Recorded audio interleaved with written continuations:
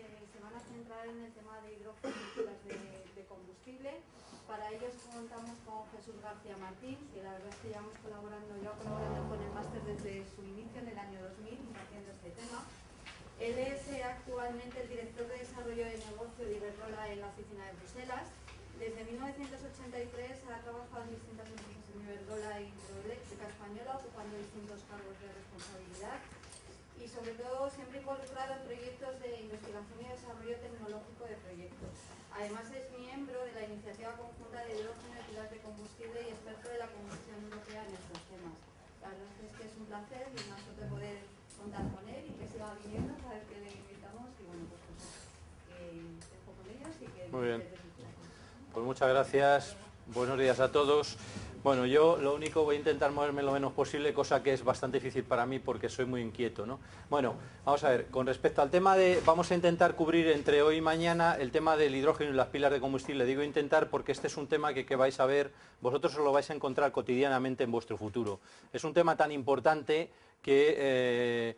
dentro de nada vais a ver cómo van surgiendo pequeñas cosas en un sitio por aquí con los coches, dentro de las casas, pero es un tema que con seguridad el desarrollo sostenible necesita de este tema, necesita de esta tecnología, no podemos prescindir de ella. Y uno de los temas fundamentales precisamente para que la tecnología de pilas de combustible sea factible a futuro es que las pilas de combustible básicamente tienen como combustible el hidrógeno. Entonces, hace años, cuando empezamos el máster, nos dedicamos básicamente a solamente veíamos pilas de combustible. Y dentro de la parte de pila de combustible veíamos un pequeño modulito referido al tema de hidrógeno, cómo se obtenía. Entonces, hemos ampliado el año pasado y entonces en este año yo lo continúo, todo lo que es el tema de hidrógeno, porque hemos visto que es un tema muy importante y que da verdaderamente una perspectiva de futuro importantísima de por qué las pilas de combustible todavía no son, cuáles son los problemas potenciales que pueden ser ya no solamente tecnológicos, sino no tecnológicos. Es decir, si no tenemos combustible para alimentar un vehículo, difícilmente el vehículo va a salir a la calle. Es decir, es una especie de círculo vicioso del famoso pescadilla que se muerde la cola, y es que si no hay combustible disponible, pues entonces yo no hago un coche. Entonces yo no hago un coche porque no hay combustible, en fin, etcétera. Entonces este es el tema. Con respecto al máster este año, hemos cambiado ligeramente la fórmula de evaluación, de manera que quede autocontenida dentro del módulo. Es decir, mañana por la tarde terminaremos las últimas hora y media, una cosa así. Me han dicho que tenéis una serie de grupos ya organizados, me parece que hay 6 grupos organizados. Ahora os pediré que levantéis así un poco la mano para hacerme un poco de idea cómo estáis distribuidos y esto. Y básicamente va a ser una presentación que hay que hacer mañana de 10 minutos, un cuarto de hora, sobre uno de estos temas que tenemos aquí en esta pizarrita que he puesto. Es decir, tenéis que desarrollar a lo largo de hoy y mañana, que os daré un poco de tiempo, una estructura de estos temas. Es decir, a la última hora del día de hoy la vamos a dedicar íntegramente a revisar esto, y la última hora de mañana por la mañana también la tendréis libre para trabajar esto, y después por la tarde tendremos un ratito, porque como sois 6 grupos, a cuarto de hora son hora y media, lo cual nos da otra media hora. Es decir, vais a tener 2 horas y media para desarrollar el módulo, más lógicamente lo que queráis dedicar fuera. Supongo que fuera tenéis bastante poco tiempo, con lo cual, pues bueno, vamos a intentar que sea esto. Entonces, de alguna manera, tenemos aquí, si veis, 10 distintos temas que podéis elegir cada grupo uno. Lógicamente sobrarán varios temas, pero os he dado temas suficientes. Lo único que sí, no quiero que repitáis temas entre los grupos, porque si me repetís temas entre los grupos va a ser un poco tedioso, y además lo que me interesa es que a lo largo de la presentación que hacéis de cada uno de estos temas del grupo, yo poder meteros unas cuñas para que sea totalmente, digamos, autocontenido, es decir, podáis aprender no solamente de lo que habéis estado vosotros mirando, sino de qué error, qué mejoras se pueden poner, etcétera. Entonces, los temas os los leo muy rápido, pero vamos, básicamente luego esta tarde los vamos a ver, pero sí quiero que los tengáis a la vista para que vayáis ya planteando los grupos, quién quiere qué. Son lo siguiente, vamos a ver. Uno muy en boga, que es la generación eólica con almacenamiento de hidrógeno. Yo os he puesto pues 500 kilovatios, pues podrían ser varios megavatios, porque es igual, es simplemente para que tengáis una idea de dimensión en lo que estamos pensando. Ahora mismo, esta es una de las tendencias que se está teniendo en cuenta ahora mismo para los temas eólicos, es decir, cuando la eólica está muy barata, no se necesita en la red y cada vez tenemos más eólica en la red, llega un momento en el cual tenemos que parar de tal manera la cantidad de sistemas y centrales que están funcionando, que llega un momento en el cual es antieconómico, puede llegar a ser antieconómico. De hecho, ahora mismo está habiendo un problema, hay una tremenda discusión precisamente encima de la mesa con industria, porque muchas de las centrales de ciclo combinado están teniendo que estar, están paradas o por muy por debajo de las horas de operación objetivo por culpa o gracias a que tenemos energía eólica, muchísima energía eólica. Otro sistema sería un sistema autónomo con sistema fotovoltaico con almacenamiento de hidrógeno. Es decir, vamos a ver, yo puedo tener sistema de almacenamiento, creo que fotovoltaica habéis dado, y los autónomos, pues que tienen normalmente un almacenamiento en baterías. Podría tener un almacenamiento con hidrógeno directamente, en vez de tener baterías. Siguiente tema. Un sistema muy típico que nosotros cada día tenemos más en disponibilidad son los sistemas de gestión de picos de potencia. Lo cargamos en horas valle y soltamos ese pico de potencia cuando es necesario en horas punta. Esto lo utilizamos mucho últimamente en los lugares de vacaciones. Es decir, en los lugares de vacaciones tenemos una concentración muchas veces de muchos miles de personas más que los que hay normalmente viviendo en esa zona, porque es verano. Entonces, pues no necesariamente se tiene multiplicado por 10 o por 15 la potencia de la zona, sino algunas veces en determinadas zonas, en vez de aumentar eso, simplemente se ponen unos módulos que son unos camiones que se llevan, que los habréis visto alguna vez, incluso no hace mucho tiempo hubo unos ahí en la Castellana, precisamente por debajo del Museo del Prado. Hablamos de varios megavatios de potencia. Después la generación a partir de carbón con CCS. CCS es Carbon Capture and Storage. O sea, es decir, quiero que en el esquema que me pongáis, lógicamente, pues tiene que haber pilar de combustible, esto es genérico para todos, turbina de gas y un sistema de gestión del CO2. O sea, vosotros ya, nadie se le ocurre ahora mismo diseñar una central de carbón si no tiene un esquema de captura y almacenamiento de CO2, o sea que esto es evidente. La cogeneración con 2 niveles de temperatura, 400-200 grados, a partir de, ¿qué he puesto aquí? De gas natural, perdón, GN.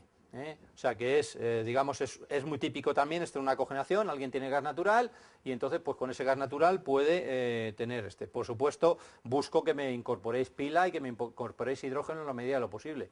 Alguien dirá, pues yo no lo veo aquí el hidrógeno, sí lo veo. Bueno, pues luego lo vemos después detenidamente cuando hagamos el análisis. No en todos los sitios a lo mejor tenemos que almacenar hidrógeno. Un sistema de trigeneración con gas natural es lo mismo que el anterior, pero trigeneración, es decir, con frío también. Siguiente, producción y almacenamiento de hidrógeno a partir de energía solar. Bueno, pues es precisamente similar al tema de la energía eólica. Todavía la energía solar en nuestro país no está a los niveles que la energía eólica, pero lo estará en un futuro, Dios mediante, cuando las tecnologías mejoren, cuando mejore un poco el esquema genérico, digamos, económico del tema. Un generador móvil, bueno, pues es lo mismo que este sistema que habíamos hablado de picos. Este es uno de picos y lo pongo a posta, picos, para que tengáis en cuenta que el sistema de potencia tiene que ser muy grande, con lo cual hay que tener en cuenta esa potencia para generar, digamos, o definir el sistema global, y en este caso el generador móvil pues sería un generador móvil que puede ser de, bueno, pues de unos megavatios pequeños, no necesariamente muchos megavatios. Un tren, bueno, un tren podría estar basado en vez de en electricidad, en hidrógeno, con pila de combustible, por ejemplo. Y finalmente, otro tema de moda, los coches eléctricos híbridos con fotovoltaica, perdón, con pila de combustible e hidrógeno. En vez de cargar gasolina o cargar otro tipo de sistema, cargamos hidrógeno y nos movemos por ahí. Así que entonces, esto es lo que quiero, que me elijáis un tema cada uno, luego ya esta tarde o luego en una parada cuando queráis, os vais poniendo de acuerdo entre vosotros y vamos poniendo aquí el número del grupo y entonces de esa manera, pues esta es un poco la idea. Yo voy a ir desarrollando algunos temas de estos a lo largo, con lo cual os pueden servir también. Todos estos temas, de una manera u otra, están desarrollados dentro de la documentación que si no se os ha dado, se os va a dar.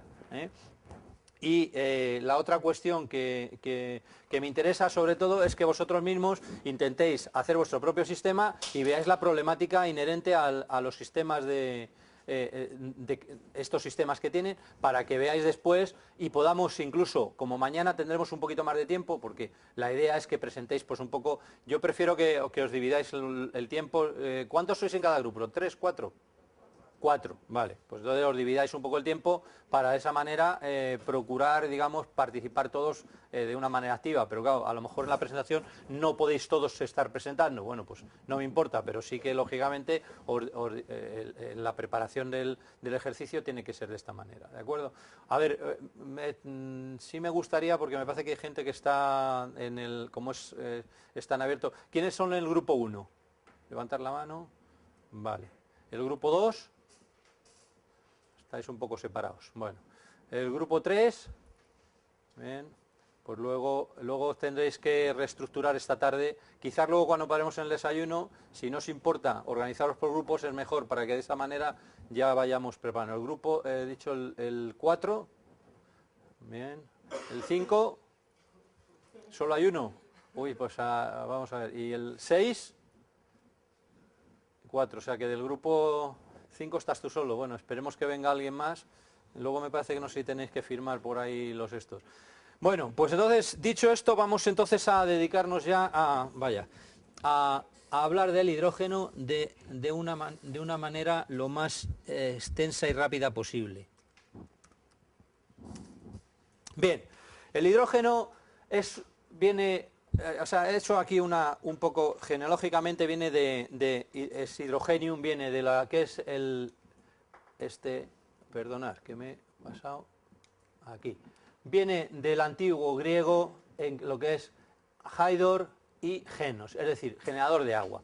Esta es un poco la génesis del hidrógeno y ahora veremos por qué, porque el hidrógeno diatómico ya fue descrito por von Hohenheim, que nosotros lo conocemos como Paracelso, allá en el siglo XV. Lo que pasa que lo tuvo artificialmente mezclando metales ácidos, o sea, ácidos con metales, y entonces no era consciente. Hablaba de un gas inflamable, pero él ya detecta el hidrógeno como tal.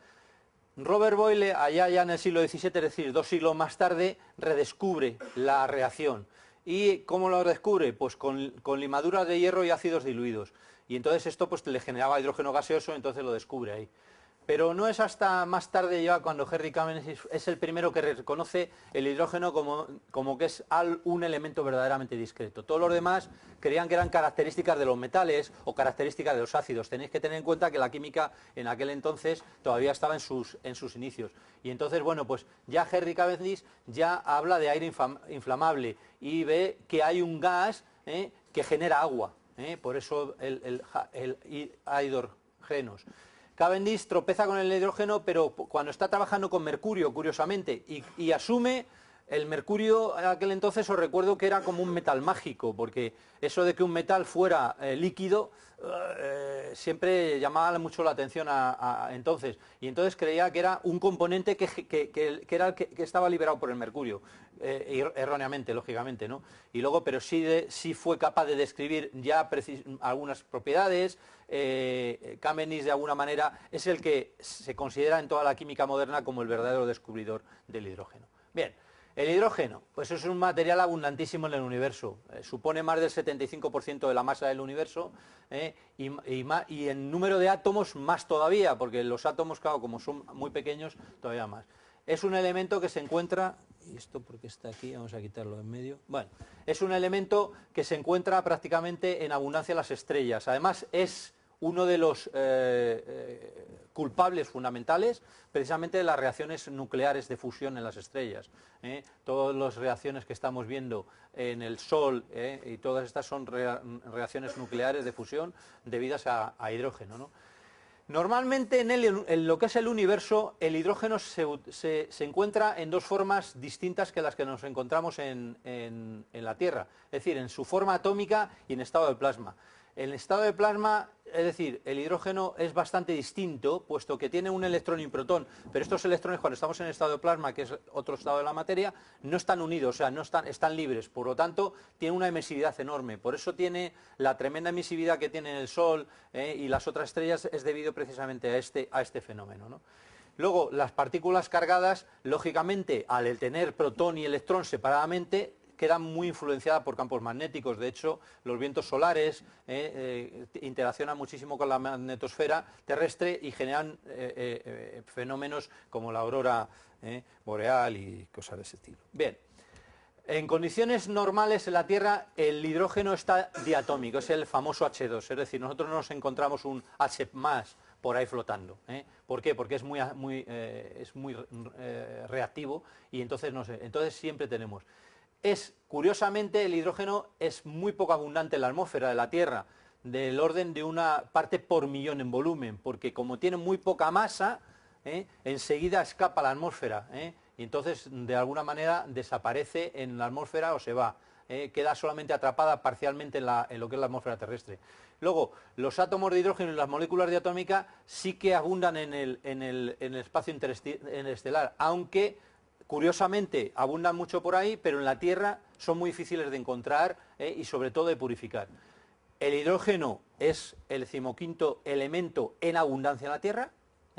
La mayor parte del hidrógeno terrestre se encuentra formando productos químicos. Es decir, volvemos otra vez, no está de forma natural. Es decir, anda, un átomo de hidrógeno, buenos días, ¿cómo está usted? Pues no.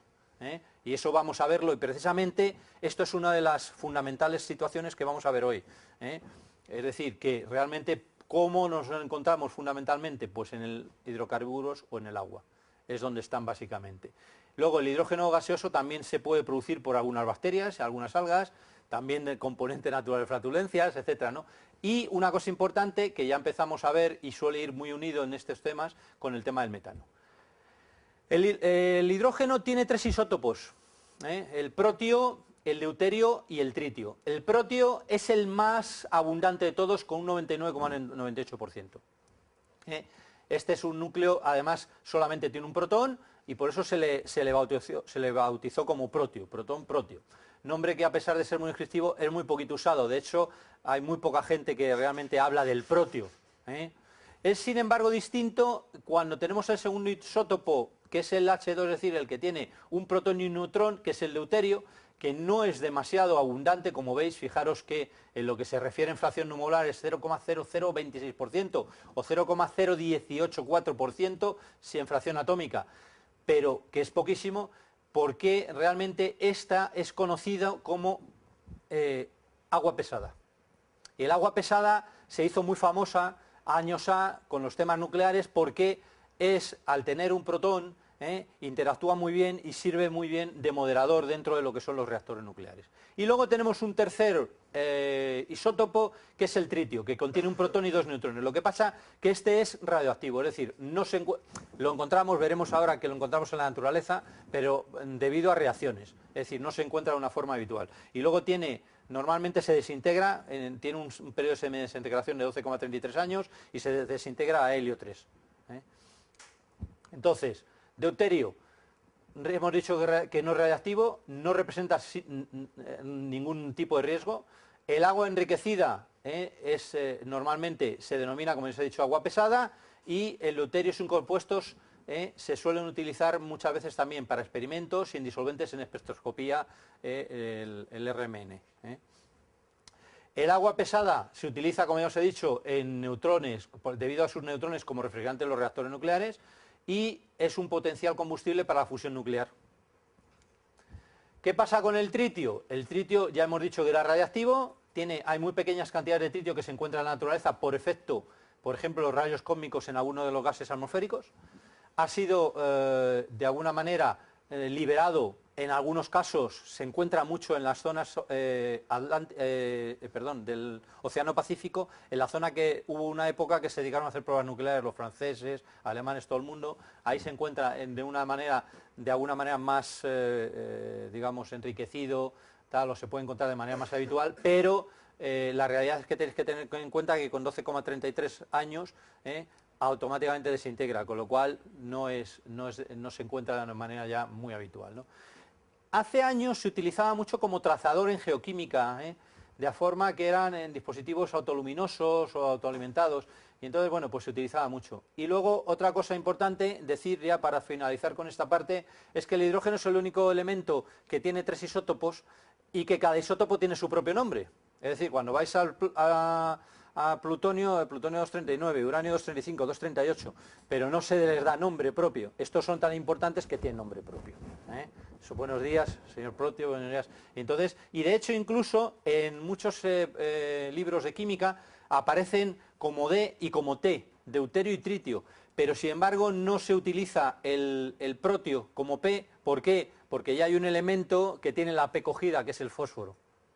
Vamos, en cualquier caso la IUPAC, que es ya sabéis un poco, el organismo internacional que se encarga de limpiar, cuidar y dar esplendor a lo que es el vocabulario químico, desaconseja la utilización de estos símbolos para usar solamente los símbolos de tabla periódica. Hablando de tabla periódica, vemos que el hidrógeno está situado, es el primero de la lista, es como Nadal, es el Nadal de la lista, lo que pasa de manera permanente, y lo tenemos ahí, pues bueno, de alguna manera, pues con todas sus características. El peso atómico es ligeramente superior a 1, pero bueno, efectos prácticos. Hidrógeno, elemento químico, que se representa como H, con número 1, condiciones normales de presión y temperatura, gas diatómico, hemos dicho. La masa atómica de 1,00794 unidades de masa atómica, y siendo el elemento más ligero y el más abundante, no solo, como hemos dicho, sino en compuestos. Y constituye un 75% de la materia visible del universo. Temas ya más interesantes, ya nos vamos a ir metiendo en materia. Densidad, pues ahí tenéis que tiene un 0,0899 kilogramos por metro cúbico normal. Aproximadamente estamos hablando de 0,0708 kilogramos por litro. ¿Para qué os doy estos datos? Pues para que os vayáis haciendo un poco la idea de lo que tenemos entre manos. Sin embargo, fijaros, poder calórico inferior, poder calórico superior, 141,86 megajulios por kilogramo, es decir, bastante importante. Límites de explosión, importante después, uno de los precisamente las características más, vamos a decir, delicadas del hidrógeno, es que es explosivo entre el 4 y el 75%, es decir, la famosa curva bañera, es decir, por debajo del 4% no hay problemas, aunque haya hidrógeno hasta el 4%, no vamos a tener problemas, digamos, de inflamación o de explosión, pero sin embargo, sí entre el 4 y el 75%.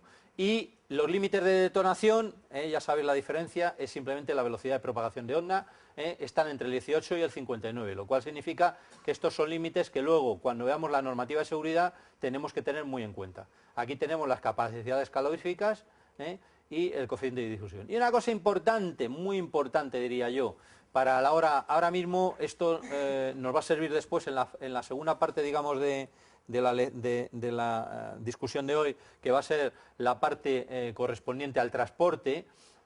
Vamos a discutir si lo licuamos, si no lo licuamos, si lo llevamos en presión o cómo.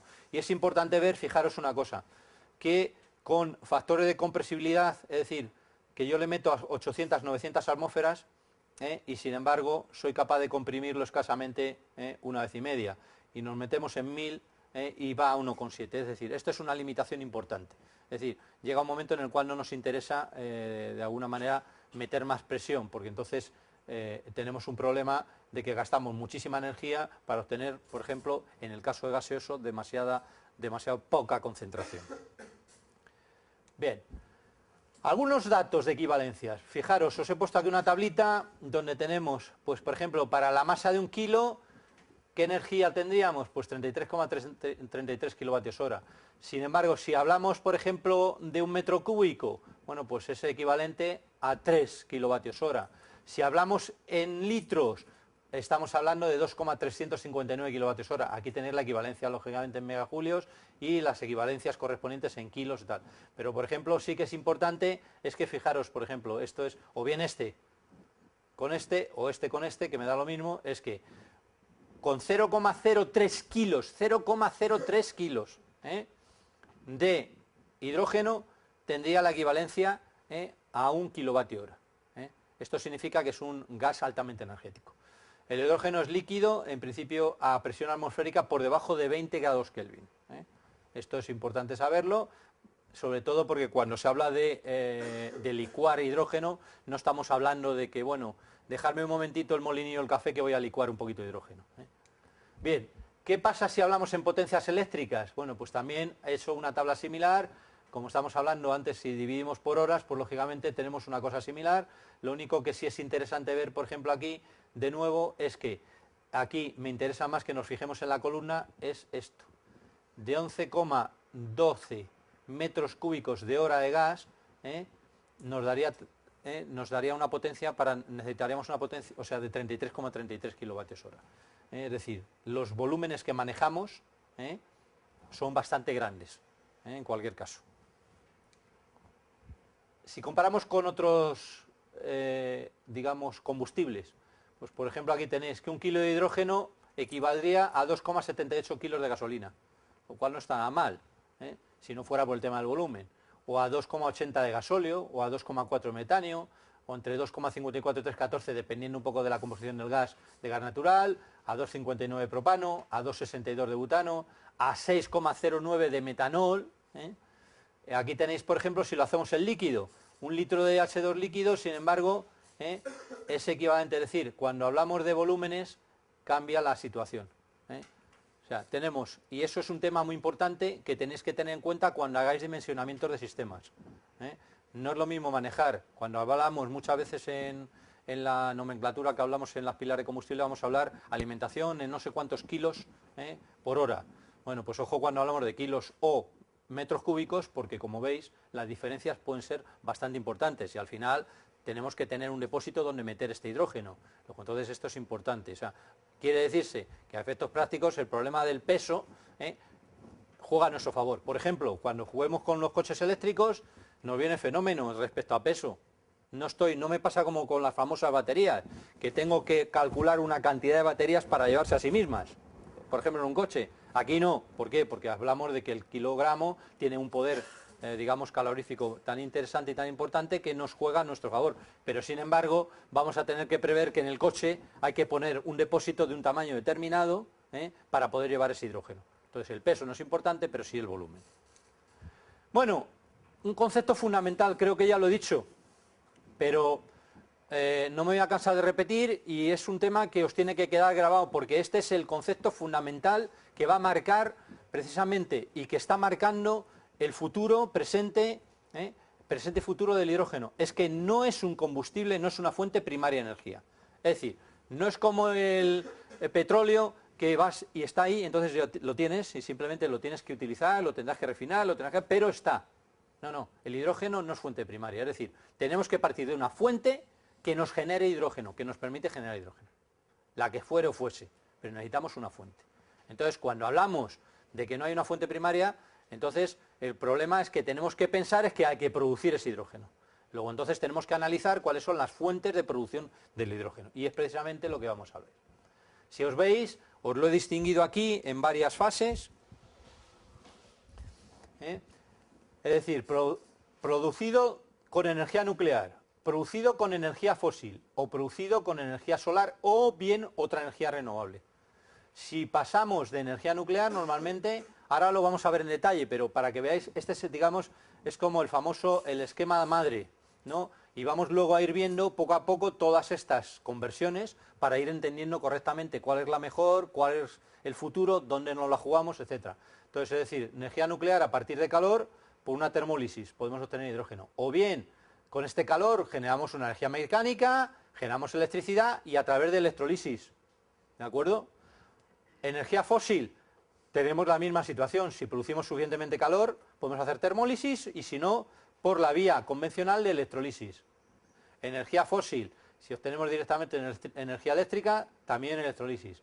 O de energía fósil directamente por conversiones químicas. ¿De acuerdo? Segundo, la solar. La solar tiene la posibilidad de o bien calentar y utilizar la vía de la termólisis o la de electrolisis, o bien utilizar, digamos, la solar la he metido aquí porque de alguna manera es fuente también primigenia de la biomasa. Por lo tanto, luego la biomasa, o bien por fermentación, o bien por conversión química, o bien por calor, electricidad y de nuevo electrolisis, o bien directamente por biofotólisis o por fotoelectrolisis. Esas son todas las fuentes, digamos, de producción de hidrógeno actuales. ¿De acuerdo? Ahora vamos a ir pasando revista a estas fuentes de aquí y entonces vamos a ver la complicación que tiene cada una de ellas. Y en función de la complicación y potenciales costes, pues sabremos en un futuro o a corto plazo cuáles son las fuentes fundamentales. Si hacemos un análisis de la situación actual del hidrógeno y de su producción, vemos que, bueno, hay muy poco que se produce actualmente con electrolisis, solamente un 4%. ¿Por qué? Ahora lo vamos a ver. Gas natural, sin embargo, la fuente fundamental de hidrógeno es gas natural. Tenemos también a partir de petróleo, es decir, hidrocarburos, y también hay una parte que se utiliza el propio carbón para generar este gas, ¿de acuerdo? Pero de alguna manera veis un poquito la distribución. La fuente fundamental actual de hidrógeno es el gas natural. Electrolisis, vamos a ver, ¿qué es la electrolisis? Pues la electrolisis no es más que la ruptura de la molécula del agua, generando hidrógeno y oxígeno, utilizando electricidad. La electricidad necesaria para disociar un mol de H2 a 25 grados es 237,75 kilojulios. Tampoco es una gran cosa, pero lógicamente hay que tener. Y obtenemos, lógicamente, de un mol de agua, un mol de hidrógeno. El poder calorífico inferior del hidrógeno hemos dicho que tenía 241,82 kilojulios mol, por lo tanto, se consumen 237,75 kilojulios eléctricos por cada 241,82 kilojulios contenido de hidrógeno. Visto así es un chollo, pero ahora veremos que tiene su pero, tiene su ay. Y se producen 1,02 kilojulios de hidrógeno por cada kilojulio eléctrico consumido. ¿De acuerdo? Luego entonces, bueno, parecería, visto así, que esto sería el chollo nuestro, pero vemos que no. Esta misma reacción se produce a 1000 grados, entonces se produce 1,36 kilojulios de hidrógeno por cada kilojulio que tengamos de eléctrico. Luego entonces aparentemente esto es el chollo de la vida, pero vamos a ver que no. ¿Por qué? Porque claro, tenemos que saber un poco de termodinámica. Entonces la termodinámica nos dice que a 25 grados tenemos ya por valores ya empíricos, tenemos los valores estos. Es decir, que la entalpía son 286 y a 1000 grados 249. Pero como esto se divide en la energía libre de Gibbs más el T delta de la entropía, entonces es la suma de estas dos. ¿Qué es lo que ocurre? Volvemos a las dos cifras que hemos sacado antes. Pero vamos a pasar a esta curva, que era donde yo quería llegar. Es decir, el problema que tenemos es que para la entalpía total demandada, lógicamente tenemos una parte de demanda eléctrica que sería entalpía la energía libre de Gibbs, pero tenemos que sumarle el T delta de S, que es la demanda térmica. Y entonces, claro, aquí está la madre del cordero, que ya cuando sumamos las dos ya no sale tan chollo. Es decir, eléctricamente sí nos pita, pero termodinámicamente vemos que hay una cierta, es decir, gastamos más que lo que obtenemos. Si no, claro, sería el chollo, si no nos dedicaríamos a romper agua y a usarlo. Bueno, entonces hay dos electrolisis importantes. Visto esto, como hemos visto, que de alguna manera obtenemos 1,02 kilojulios, o sea, y el otro 1,36, entonces de alguna manera, ¿qué ocurre? Se nos ocurre rápidamente que tendríamos dos formas de utilizar electrolisis, o bien a baja temperatura o bien a alta temperatura. ¿Cuál es la ventaja? Bueno, pues que entonces tenemos un rendimiento, es decir, el rendimiento eléctrico es más desfavorable a baja temperatura, pero claro, ¿qué es lo que ocurre? Que de alguna manera la temperatura que tenemos que utilizar para hacer esa conversión es muy inferior, con lo cual tenemos menos gasto térmico. Entonces, en un momento determinado, si donde tenemos o queremos hacer esta obtención de hidrógeno no tenemos ninguna fuente térmica y la tenemos que generar de un gas natural o de otro lado, bueno, pues entonces ya tenemos que jugar con ese tema. Y aquí, en la electrolisis a alta temperatura, claro, la electricidad disminuye, con lo cual se puede resultar balances favorables y, no obstante, claro, necesitamos tener vapor de agua. Entonces, ¿esto cuándo nos da? Pues imaginaros pues una central nuclear, donde tenemos efectivamente vapor de agua disponible y tenemos electricidad de sobra, que son centrales que están trabajando en base. Pues si estamos trabajando en base y tenemos electricidad y tenemos vapor, pues hombre, blanco y en botella. Entonces, es decir, cuando trabajamos en determinadas, pues por ejemplo, por eso una de las fuentes que os he puesto antes, a pesar de todo, de Fukushima, Chernobyl y todas estas cosas, que no me voy a parar hoy a discutir los pros y los contras de estos temas, nosotros como técnicos, esto es técnicamente es una factibilidad y la analizamos. La producción desde el punto de vista de hidrógeno, utilizando lo que serían las electrolisis alcalinas, pues utilizamos normalmente o bien hidróxido de sodio o hidróxido de potasio, con unos, bueno, pues en los sistemas, básicamente esto lo podéis hacer vosotros en el laboratorio, esto se hace facilito. Lo único que pasa es que el consumo es el que corresponde. Aquí tenéis la reacción de cátodo, tenéis la reacción de ánodo y la famosa reacción normal. Con esto se hace, cualquier estudiante ha hecho hidrógeno, o yo me acuerdo antiguamente era una de las digamos, de las prácticas que teníamos en ingeniería era hacer hidrógeno en el laboratorio. Supongo que muchos de vosotros habréis hecho cosas similares, pues con una pila, con un sistema, digamos, tal, y hacías un análisis precisamente de cuánto consumía. Ponías aquí el amperímetro con el voltímetro y hacías el análisis de cuánto sacaba de gas y tal, para hacer el balance económico que te daba una cosa y otra, ¿no? Y sacábamos las entalpías. Bueno, pues este es el famoso experimento.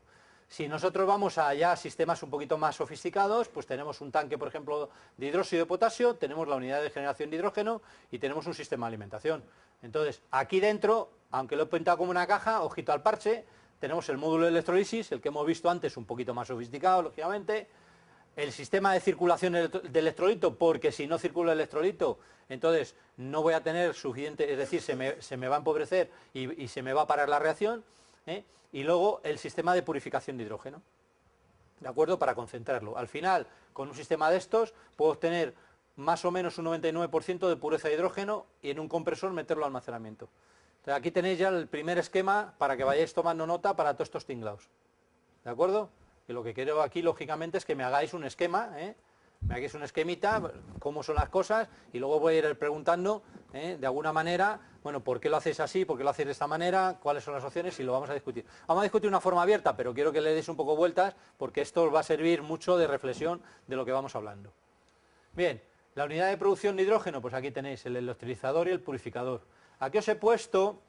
Hoy, como este curso lo estoy, digamos, repitiendo un poco de la experiencia del año pasado, vamos a ver algunas cosas muy rápidas, no vamos a entrar en mucho detalle, como por ejemplo, pero si como esto lo tenéis después en la documentación, veis que he querido que vierais que ya existe, es decir, que cuando hablamos de electrolizadores, estamos hablando de electrolizadores existentes ya. No estoy hablando de que en un futuro habrá electrolizadores, quizá no, para nada, o sea, para nada. O sea, son temas que ya podemos de alguna manera encontrar en el mercado, y aquí tenéis pues el Stuart, el Teledyne, el Proton, el Norsk Hydro, el Avalanche, y aquí tenéis pues hombre, un poquito los factores de conversión. Por ejemplo, si cogemos un balance energético de estos equipos, pues por ejemplo, para que veáis un poco las potencias que estamos trabajando. Este de Norsk Hydro es un atmosférico, con 5.000 y pico amperios en corriente continua. O sea, estamos hablando de algo serio, que genera... o sea, 2.000 y pico kilovatios, o sea, no estamos hablando, y 485 metros cúbicos hora normal de producción de hidrógeno. Esto un poco lo pongo para que luego pues sepáis en dónde, es decir, un electrolizador no estamos hablando, un electrolizador es factible de hacer, es una cuestión económica, básicamente económica, no es una cuestión de que tecnológicamente eso está resuelto ya, ¿no? Aquí tenéis, por ejemplo, un tema de eficiencias en conversión, fijaros, no está nada mal, bueno, un poquito más alto, los otros en el entorno, pero vamos, mínimamente tenemos eficiencias de conversión de un 80%, que no está nada mal. O, por ejemplo, si queremos hacer lo que sería la energía requerida para el sistema en kilovatios hora por kilogramo, os fijéis más o menos en qué entorno estamos, ¿de acuerdo? 50, 60... kilogramos kilovatio hora, ¿de acuerdo? Las otras columnas está bien que las veáis, pero me interesa que os fijéis en estos detalles. Bueno, ahora vamos a introducir algo nuevo en este tema, es decir, aunque todavía no sabemos lo que son las pilas de combustible, no os asustéis que lo vamos a ver en mucho detalle, las pilas de combustible tienen una característica, es que pueden ser utilizadas como un electrolizador. Se usan en forma inversa, es decir, el ciclo normal de las pilas de combustible es que este hidrógeno entra por aquí, este oxígeno entra por aquí y el agua sale, de forma que se produce una reacción aquí de hidrógeno con oxígeno, es decir, agua, y produce electricidad. Y aquí, si veis, he puesto una G, bueno, hay una G, os lo prometo. Entonces, la cuestión es que si yo en vez de poner aquí una G pongo una carga, la pila funcionaría inversamente metiendo hidrógeno, oxígeno y generaría electricidad. Ya veremos por qué. Aquí pongo al revés un generador, igual que hacía en la figura que teníamos antes, pongo mi generador, entonces en este caso meto agua por aquí y se produce un fenómeno inverso, es decir, es reversible la pila. De forma que obtendría hidrógeno y oxígeno. Aquí tenemos la producción de cátodo y aquí tenemos la reacción global. Y esta pila que tenemos aquí es una pila que se denomina de membrana polimérica. esta tarde o mañana, dependiendo un poco cómo vayamos de tiempo, la veremos. Simplemente deciros que se llama membrana polimérica porque esto que hay aquí en medio, que separa los dos, el ánodo y cátodo, los electrodos, es precisamente esa membrana polimérica. Entonces, normalmente todas las pilas se denominan por el nombre del electrolito o separador que tienen. En este caso sería la famosa membrana polimérica. Si hacemos aquí ya os doy unas ideas ya para temas, por ejemplo, eólico. Aquí tenemos el molinillo. Anda, parece que hace viento hoy. Bien, pues entonces tendríamos un sistema de acondicionamiento de potencia, tendríamos un sistema de control y entonces nosotros lo que haríamos sería mandar al electrolizador lo que me llega, digamos, de energía eléctrica y entonces yo puedo generar hidrógeno, con lo cual o lo almaceno o lo llevo a un hidroducto para llevarlo a mi hidrogenera, o como le queremos llamar, una gasolinera con hidrógeno, ¿de acuerdo? O bien lo transportamos. ¿Qué es lo que ocurre? Por otro lado, cuando tengo el almacenamiento de hidrógeno aquí, pongo otra pila aquí, que hemos dicho que son inversas, y entonces podría tener una pila aquí. De hecho, el que me prepare una cosa de este estilo, quiero que me ponga pilas, no me pongáis un electrolizador. Ya sabemos de pilas, sabemos que una pila es un electrolizador, por lo tanto, una pila. Aquí hay una pila de combustible y aquí otra pila. Esta pila funciona como electrolizador y esta pila funciona como generador. ¿De acuerdo? Y entonces quiere decirse que con un sistema de este estilo nosotros estaríamos tranquilamente generando. Cuando la red me demanda energía eléctrica, pues ala, todo para la red. Cuando la red no me demanda energía eléctrica o los costes de energía, es decir, actualmente la energía eólica está primada, como bien sabéis. En un futuro, cuando pasen ya las fases, digamos, de puesta en marcha, de lanzamiento y apoyo a lo que sean las renovables, puede llegar un momento en el cual, bueno, pues no sea tan beneficioso estar conectado permanentemente a la red y tengas que competir. Entonces, ¿qué vas a competir? En la red tú vas a competir, vas a inyectar energía, cuando más alta sea la energía en la red, y te guardas la energía en un sistema de hidrógeno para sacarlo cuando te interesa, o para venderlo a un valor añadido, porque a lo mejor resulta que el valor añadido es muy superior a darlo por allí. Ahora no, porque ahora no tenemos coches de hidrógeno, pero quién sabe en un futuro. Vamos, de hecho ya se habla que para el 2020 ya está la gente. De hecho, la semana pasada ha habido una presentación en el Parlamento Europeo y estuvieron presentando Renault ya sus distintos coches. Estaban por ahí también ¿cómo se llama? El Lotus Elise pero que ahora mismo le llaman de otra manera. Bueno, otro coche que es un deportivo, lo que para vale 100.000 euros, pero bueno, un deportivo todo eléctrico. Jaguar ha anunciado el X75, un motor con 800 caballos, con 2 motores eléctricos. O sea, todo el mundo ya tiene eso preparado. Quiere decirse que los motores eléctricos están ya, y el motor eléctrico, del motor eléctrico al motor mixto, fuel cell, que lo tenéis aquí, con eléctrico, hay muy poquito paso, muy poquito, ¿de acuerdo? La tecnología eólica, vamos a hacer un calculito para que os hagáis una idea, porque como hasta ahora ha parecido, o puede parecer por los datos que hemos ido manejando, no hemos hecho ningún cálculo, que el balance energético es positivo, es decir, yo rompo por electrolisis y obtengo hidrógeno y me sale positivo. Me salía positivo cuando hablábamos de energía eléctrica, frente a la energía del hidrógeno que obteníamos. Pero si nosotros hacemos un pequeño cálculo, considerando que el poder calorífico del hidrógeno es de 3, kilovatios hora por metro cúbico normal y asumiendo un electrolizador de un 50%, es decir, una pila de combustible de baja temperatura, pues tendríamos 3,5 por este factor, por el factor de conversión, o sea, nos sale aproximadamente 2,33 kilovatios hora por kilovatio producido. Quiere decirse que actualmente, si utilizamos este esquema, solamente recuperaríamos un 43% de la energía que hemos gastado.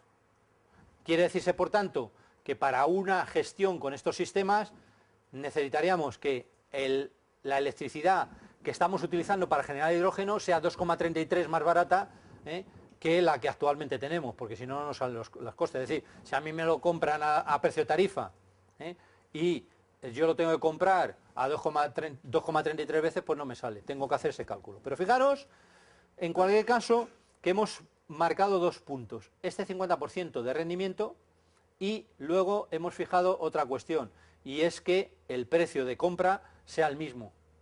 En el momento que varíe ligeramente el precio de compra y podamos mejorar ligeramente la eficiencia de conversión, automáticamente esto se nos puede convertir en que salen las cuentas y que el esquemita este que tenemos aquí nos puede salir rentable utilizando hidrógeno.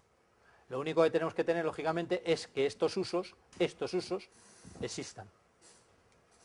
Bien, bueno, aquí tenemos otra vez las características de los, digamos, electrolizadores. Sí quería que veréis, por ejemplo, pues las densidades de corriente, que estamos hablando de amperios por centímetro cuadrado, las temperaturas. Tenemos aquí, fijaros, os he puesto un electrolizador comercial. Esto es, por cierto, está sacado del libro este que os recomiendo, que es libre, que os lo podéis bajar, de la Agencia Internacional de Energía. O sea, que no lo he sacado de ningún sitio raro, con lo cual lo podéis ver vosotros y obtener directamente la tabla. Un electrolizador alcalino, uno de membrana, una PEM, que es una pila de combustible, y una pila de combustible, pero de otra tecnología, de alta temperatura. Os basta en este momento decir eso. Entonces, al ver esto, vemos que, fijaros, estamos hablando baja temperatura, baja temperatura, baja temperatura, baja y alta temperatura. Ventaja de este, lógicamente, el rendimiento en electricidad era mejor, ¿os acordáis? Con lo cual, bueno, pues entonces tenemos que los rendimientos de eficiencia de celda, fijaros. ¿Por qué? Solamente por haber ido a la temperatura. Nos mejoran considerablemente. Bien, bueno, vamos a pasar, ya hemos visto la electrolisis, cómo funciona. ¿De acuerdo? Más simple que el tema de hacer una electrolisis, pocas cosas. Ahora vamos a ver la producción solar. Si nos centramos en la producción solar, como os decíamos, vamos a repasar un poco el proceso. Podríamos utilizar bien energía térmica para hacer una termólisis directamente, bien energía térmica para hacer procesos híbridos o con ciclos termoquímicos. O bien podríamos utilizar la electrolisis de vapor. Electrolisis de vapor, por tanto, estaríamos hablando de alta temperatura, o al menos media temperatura, ¿de acuerdo? Luego tenemos energía solar, o bien por energía mecánica, hacemos electricidad, de nuevo electrolisis, o bien tenemos directamente por fotocatálisis, por fotoelectrolisis o biofotólisis. Estas son tres que de alguna manera vamos a ver, pero que son muchas veces, pues por ejemplo, biofotólisis son las algas. Bueno, aquí tenéis, vamos a ver, para baja temperatura, la tecnología base que tenemos aquí para utilizar la solar en baja temperatura son paneles fotovoltaicos. Ahí teníamos uno, ¿de acuerdo? Luego entonces utilizamos este sistema, solo se justifica en situaciones muy especiales. ¿Por qué? Porque si ya de per se los paneles son caros, encima después sabemos que el rendimiento no es muy óptimo, hablábamos de 1 a 2,33, pues entonces una de dos, o tenemos mucha energía sobrante, es decir, me sobra, o no tengo otra fuente. Por ejemplo, en caso de los satélites, precisamente lo que va en los satélites, lo que tienen los satélites, son un conjunto de pila de combustible hidrógeno, en ciclo cerrado. Llevan agua, electrolizan, y ese hidrógeno lo meten a otra pila y generan electricidad. Y el ciclo cerrado. Y lo único que llevan un satélite es una cantidad de agua adicional para reponer las potenciales pérdidas por posibles fugas, por algún tipo de evaporación, etcétera. Es lo que llevan los satélites. Llevan una especie de ciclo cerrado. ¿De acuerdo? Por ejemplo, alta temperatura. ¿Qué pasa con la alta temperatura? Hay muchos sistemas propuestos, ahora vamos a ver algunos, ¿no? Pero, por ejemplo, típicamente lo que hacemos es una central termoeléctrica de torre que da calor, tenemos un intercambiador de calor aquí, y entonces lo que pasa es que tenemos un convertidor con un electrolizador de alta temperatura, el calor es suministrado precisamente por la fuente de la torre, tenemos el recuperador y tenemos un separador de fase gaseosa. Tenemos aquí otro separador y otro separador de fase gaseosa para hidrógeno y para el oxígeno. Entonces tenemos el mismo planteamiento, lo único que hago un electrolizador de alta temperatura. Ya está. O sea, es lo mismo que acabamos de ver, pero a alta temperatura. ¿Cuáles son ejemplos de esto? Pues aquí tenéis una planta típicamente, la planta de Almería, o tener la planta de Abengoa, la que está en Sevilla. En estos sistemas nosotros tenemos ahí a muy alta temperatura y podemos. Lo que pasa que se utiliza mejor otro tipo de ciclos, que son ciclos térmicos. Por ejemplo, un ciclo térmico muy típico es este que os he puesto aquí, que es la que en los años 80 promovió la General Atomic Corporation, que propuso un ciclo que llamaban de azufre y yodo. Se adaptaba muy bien a la producción de hidrógeno de origen nuclear o de origen térmico, es decir, teníamos una reacción de ácido sulfúrico que aportando 800 grados éramos capaces de romper los enlaces provocando tener oxígeno, SO2 y agua. Por otro lado, este SO2 lo pasábamos aquí, añadíamos agua y en presencia de yodo y con 120 grados centígrados producíamos un hidruro de yodo y volvíamos a obtener el sulfúrico, que me permitía realimentar el ciclo hacia arriba. Pero este ioduro de hidrógeno, porque hasta aquí no hemos obtenido hidrógeno, lo metemos a 450 grados, esta reacción, tenemos que aportar calor, esta es exotérmica, luego sobra calor, pero claro, a 120 grados, y esta también es una reacción que necesita calor. Luego, entonces, ¿qué ocurre? Bueno, aquí, que termine, tenemos el hidruro, a 450 grados rompemos en yodo e hidrógeno. El yodo lo realimentamos aquí arriba y ya cerramos el ciclo. Uno y otro ciclo. ¿Cuál es el problema de este ciclo? Pues el problema de este ciclo es que necesitamos 800 grados de temperatura aquí y 450 grados de temperatura aquí. Ahí tenemos. ¿De acuerdo? Y las atmósferas de presión están entre el 22 y 84, con un rendimiento un poquito mayor del 50%. Este ciclo lo podéis ver en otros sitios por ahí. Si vais os lo he querido poner otra vez, bueno, tengo varias de estas para que vierais. Aquí tenéis el calor nuclear que alimenta ¿a dónde? A la reacción de 800 grados y a la otra reacción de 450 grados. Y aquí tenemos la otra, la reacción que realimenta, que está a 100 grados, añadiendo agua. Aquí tenéis, por ejemplo, lo que sería el ciclo completo con reactores, etcétera. Pero si lo queréis más complicado, lo tenemos todavía aquí, donde tenemos una sección 2 y sección 3. Esta sería la sección 1, donde vemos por dónde entra yodo, por dónde entra SO2. No voy a entrar en el detalle porque no tenemos tiempo para esto, pero sí quería que vierais que, bueno, vamos a ver, que una cosa es pintarlo así y otra cosa es luego llevarlo a la práctica. Son reacciones verdaderamente complejas. Y aquí tenemos, por ejemplo, la sección 3, la de obtención de hidrógeno. ¿De acuerdo? Quiere decirse, por tanto, que existen algunos ciclos alternativos en los cuales podemos utilizar el hidrógeno directamente por calor. No es el único, veremos otro más. ¿Qué es lo que ocurre? Dices, producción nuclear. Bueno, pues la producción nuclear, precisamente utilizando, si pensamos en un ciclo SI, podríamos utilizar un reactor modular de helio. Un reactor modular de helio permite obtener temperaturas de 850 a 950 grados, con lo cual tendríamos resuelto el tema. ¿Cómo funcionaría esto? Pues tendríamos aquí nuestro reactor nuclear, nuestras turbinas, todo el tema de válvulas y lo que sería toda la parte de descomposición de lo que sería la reacción de Bunsen, que es la del IH, la reacción de descomposición de la parte, digamos, el sulfúrico, y esta sería, digamos, lo que sería la parte, digamos, de hidrógeno. Esta sería el reactor nuclear. Esto está pensado para una planta de 600 megavatios térmicos, donde tendríamos unos 175 megavatios eléctricos y podríamos obtener del orden de unos 70-80 metros cúbicos de hidrógeno diario. ¿Qué es lo que se necesita, por tanto? Si este era un módulo, que os he dicho, no se ha realizado nunca, esto es un esquema teórico, pero vamos a ver, si nosotros analizamos ahora mismo las generaciones, sabéis que a nivel nuclear estamos en generación 2, 3. Las generaciones 2 y las 3 llegan con temperaturas a 400 y 500 grados, lo cual significa que los reactores nucleares actuales no son capaces de llegar a estas temperaturas. Luego entonces no nos sirven. Entonces tenemos que pensar en reactores nucleares de tipo de generación 4. Los reactores de generación 4, ¿cuáles son? Básicamente, GFR, el de gas, son reactores rápidos, el de plomo, el de sodio, el de sales fundidas, el de agua supercrítica y el de muy alta temperatura. Por ejemplo, ¿qué pinta tiene? No vamos a entrar en detalle porque no tenemos tiempo, pero bueno, por lo menos que veáis. Este sería un generador de gas, donde tenemos las turbinas, el recuperador, pam, pam, pam, pam, pasa por aquí, pum, pum, y vuelve el ciclo.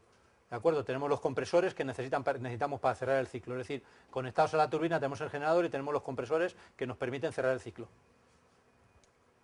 ¿Qué pinta tiene uno de plomo? Pues si os fijáis, la diferencia es que aquí tenemos plomo fundido, y entonces, bueno, pues aquí tenemos lo que sería la parte de reactor. La parte externa del reactor, como veis, prácticamente es una fotocopia. ¿De acuerdo? Siguiente, el de sodio. Este es el reactor que ahora mismo tiene más posibilidades de salir a futuro. ¿Por qué? Porque resulta que es el famoso Superphénix francés se basaba precisamente en un reactor de estos.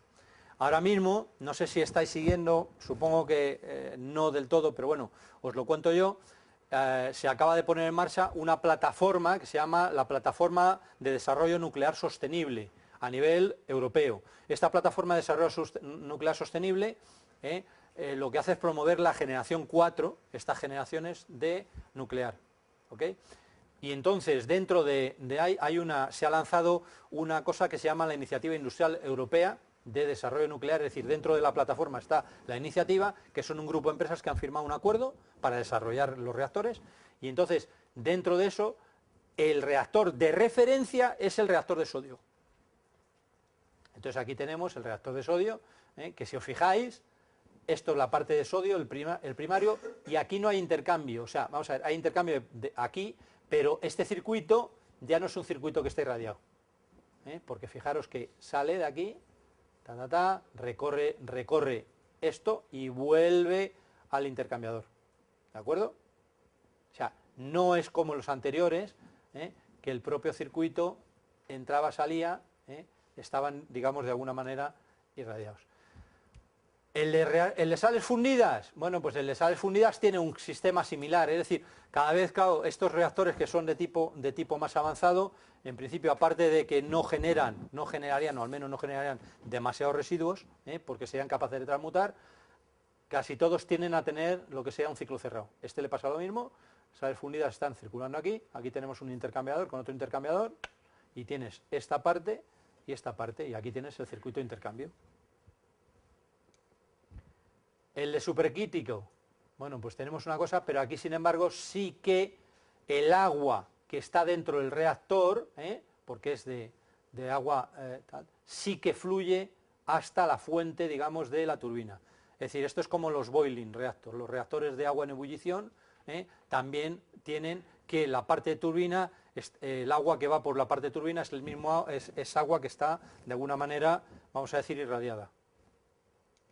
Y aquí tenéis por último el de muy alta temperatura, que son sistemas pues distintos, pero con la barra de control muchísimo más grandes. Es un reactor con reflectores de grafito, para asegurar de alguna manera la temperatura queda confinada adecuadamente. Y aquí tenéis un poquito los tamaños. Y estos ya sí que están pensados directamente para utilizar con hidrógeno. ¿Por qué? Pues porque hemos hablado de que las reacciones que necesitamos en temperatura son de 800 grados, entonces los anteriores no llegan. Esta es otra imagen, aquí tenemos otra, pero dejadme que voy a saltar aquí directamente. El reactor de gas es un rápido con refrigerante helio, temperatura 850 grados, un ciclo Brayton. Tenemos aquí el de plomo, es un reactor rápido, plomo bismuto de refrigerante, 550-800 grados. Bueno, bien, pues ahí estamos, 50, 1200 de potencia, etc. Brayton. El de sales fundidas es un epitérmico con sales de flúor, 700-800 grados, 1000 megavatios, etc. Ciclo Brayton. Un Very High Temperature Reactor, un térmico a 1000 grados. El SFR es un rápido, pero funciona a 550 grados. Y el de supercrítico funciona a 500 grados. Quiere decirse que el SFR y el SCR, es decir, estos dos últimos, no son aptos para hidrógeno. Aquí veis electricidad, hidrógeno, electricidad, hidrógeno, electricidad, pero esto es solamente para electricidad. Lo cual significa que si queremos en un momento determinado utilizar la energía nuclear como fuente energética para generar hidrógeno, tenemos que ir a reactores de cuarta generación del tipo gas, plomo, de sales fundidas o de muy alta temperatura. El de sodio no nos valdría, ni tampoco nos valdría el supercrítico. Bueno, vamos a ver otro ciclo. El ciclo del calcio, calcio-bromo. Aquí tenemos un ciclo, os prometí un segundo ciclo para que veáis que no creáis que solamente existe un ciclo térmico, existe una multitud de ciclos. No sé, cada uno va buscando los ciclos que son más económicamente rentables, más sencillos, de temperaturas más ajustadas. Si os fijáis aquí, bajamos ligeramente la temperatura, es decir, tenemos una reacción que es calcio-bromo para producir un bromuro de calcio y aquí liberamos oxígeno. Este bromuro de calcio lo metemos con agua y obtenemos este es un bromuro de hidrógeno, pero claro, a 750 grados. De aquí entramos y a producir con agua y bromuro de hierro, sacamos el hidrógeno. Y aquí lo que hacemos es que este bromuro de hierro que nos sale de aquí, lo realimentamos aquí, ¿para qué? Para obtener el bromo que es necesario en esta reacción. Es similar al otro, pero bueno, pues con 4 reacciones. Entonces lo único que pasa es que necesitamos, en estas todas las reacciones son endotérmicas. Otros ciclos que podemos obtener partiendo de óxidos metálicos. Típicamente hay óxidos metálicos de tipo MX, un metal con oxígeno, que nos darían el metal y disuelto. Esta es, digamos, siguiendo un poquito, ¿os acordáis al principio? Volvemos a la génesis.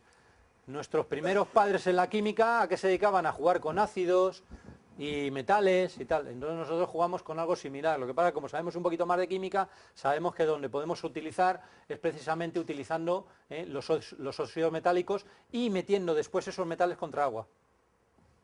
De forma que oxido el metal y libero el hidrógeno. Por ejemplo, uno muy típico, para que nos hagamos una idea de cuando ponemos aquí las MX, las OIs, que es el ciclo del zinc, óxido de zinc. Tenemos el óxido de zinc, lo rompemos a 2000 y pico grados Kelvin, en zinc y oxígeno. Y luego cogemos ese zinc y con agua hacemos la reacción del óxido de zinc y obtenemos hidrógeno. Aquí lo tenemos. Entonces, claro, tenemos variantes del zinc con aporte de carbono, sin aporte de carbono y algunas variantes. Pero de alguna manera, como veis, existen partiendo de estos temas, pero estamos hablando siempre de los ciclos termos, es decir, termólisis. De gas natural e hidrocarburos, esto es mucho más divertido, os va a gustar más, porque aquí realmente tenemos 3 o 4 reacciones que son fundamentales que tenemos que seguir, que son, por ejemplo, partiendo del CH4, podemos hacer con agua, obtener CO e hidrógeno. Pero claro, ¿podemos utilizar otro tipo de material similar? Sí, hombre, podemos utilizar hidrocarburos ya líquidos. Lo que pasa es que los hidrocarburos líquidos vamos a tener que hacer otro tipo de reacción, es decir, vamos a tener que meter más agua, vamos a obtener CO. Y me decimos, bueno, pero estamos obteniendo aquí CO en estas dos reacciones, ¿qué hacemos? Bueno, pues esta reacción, tenemos una reacción que se llama la reacción de Schiff, que es esa de abajo, lo vamos a ver ahora en más detalle, que nos permite que metiendo CO más hidrógeno en un reactor de Schiff obtendremos CO2 e hidrógeno. Y luego veremos al final que hay unos sistemas para purificar y separar esto. Con lo cual obtenemos el hidrógeno separado. Bueno, estos reformadores son con un catalizador, pueden de alguna manera utilizarse para naftas pesadas.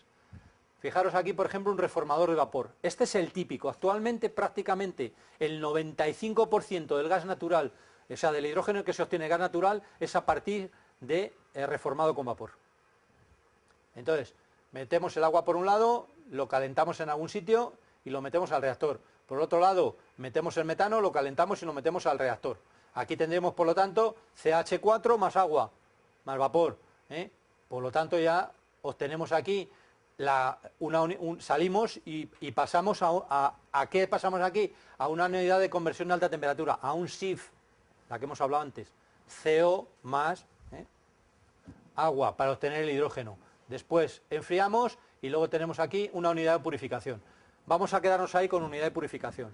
Vamos a ver luego después que esas unidades de purificación han ido evolucionando con el tiempo a unas cosas que se llaman unidades de purificación por absorción, que se han mejorado muchísimo desde que se empezó a trabajar con el tema del CO2, para quitar el CO2 de nuestras instalaciones. Empezamos a buscar mezclas de metales, de rutenios, de renios, etcétera, y obtuvimos unos sistemas de absorción excelentes que casualmente filtran el hidrógeno, con lo cual me retienen el CO2 y me filtran el hidrógeno.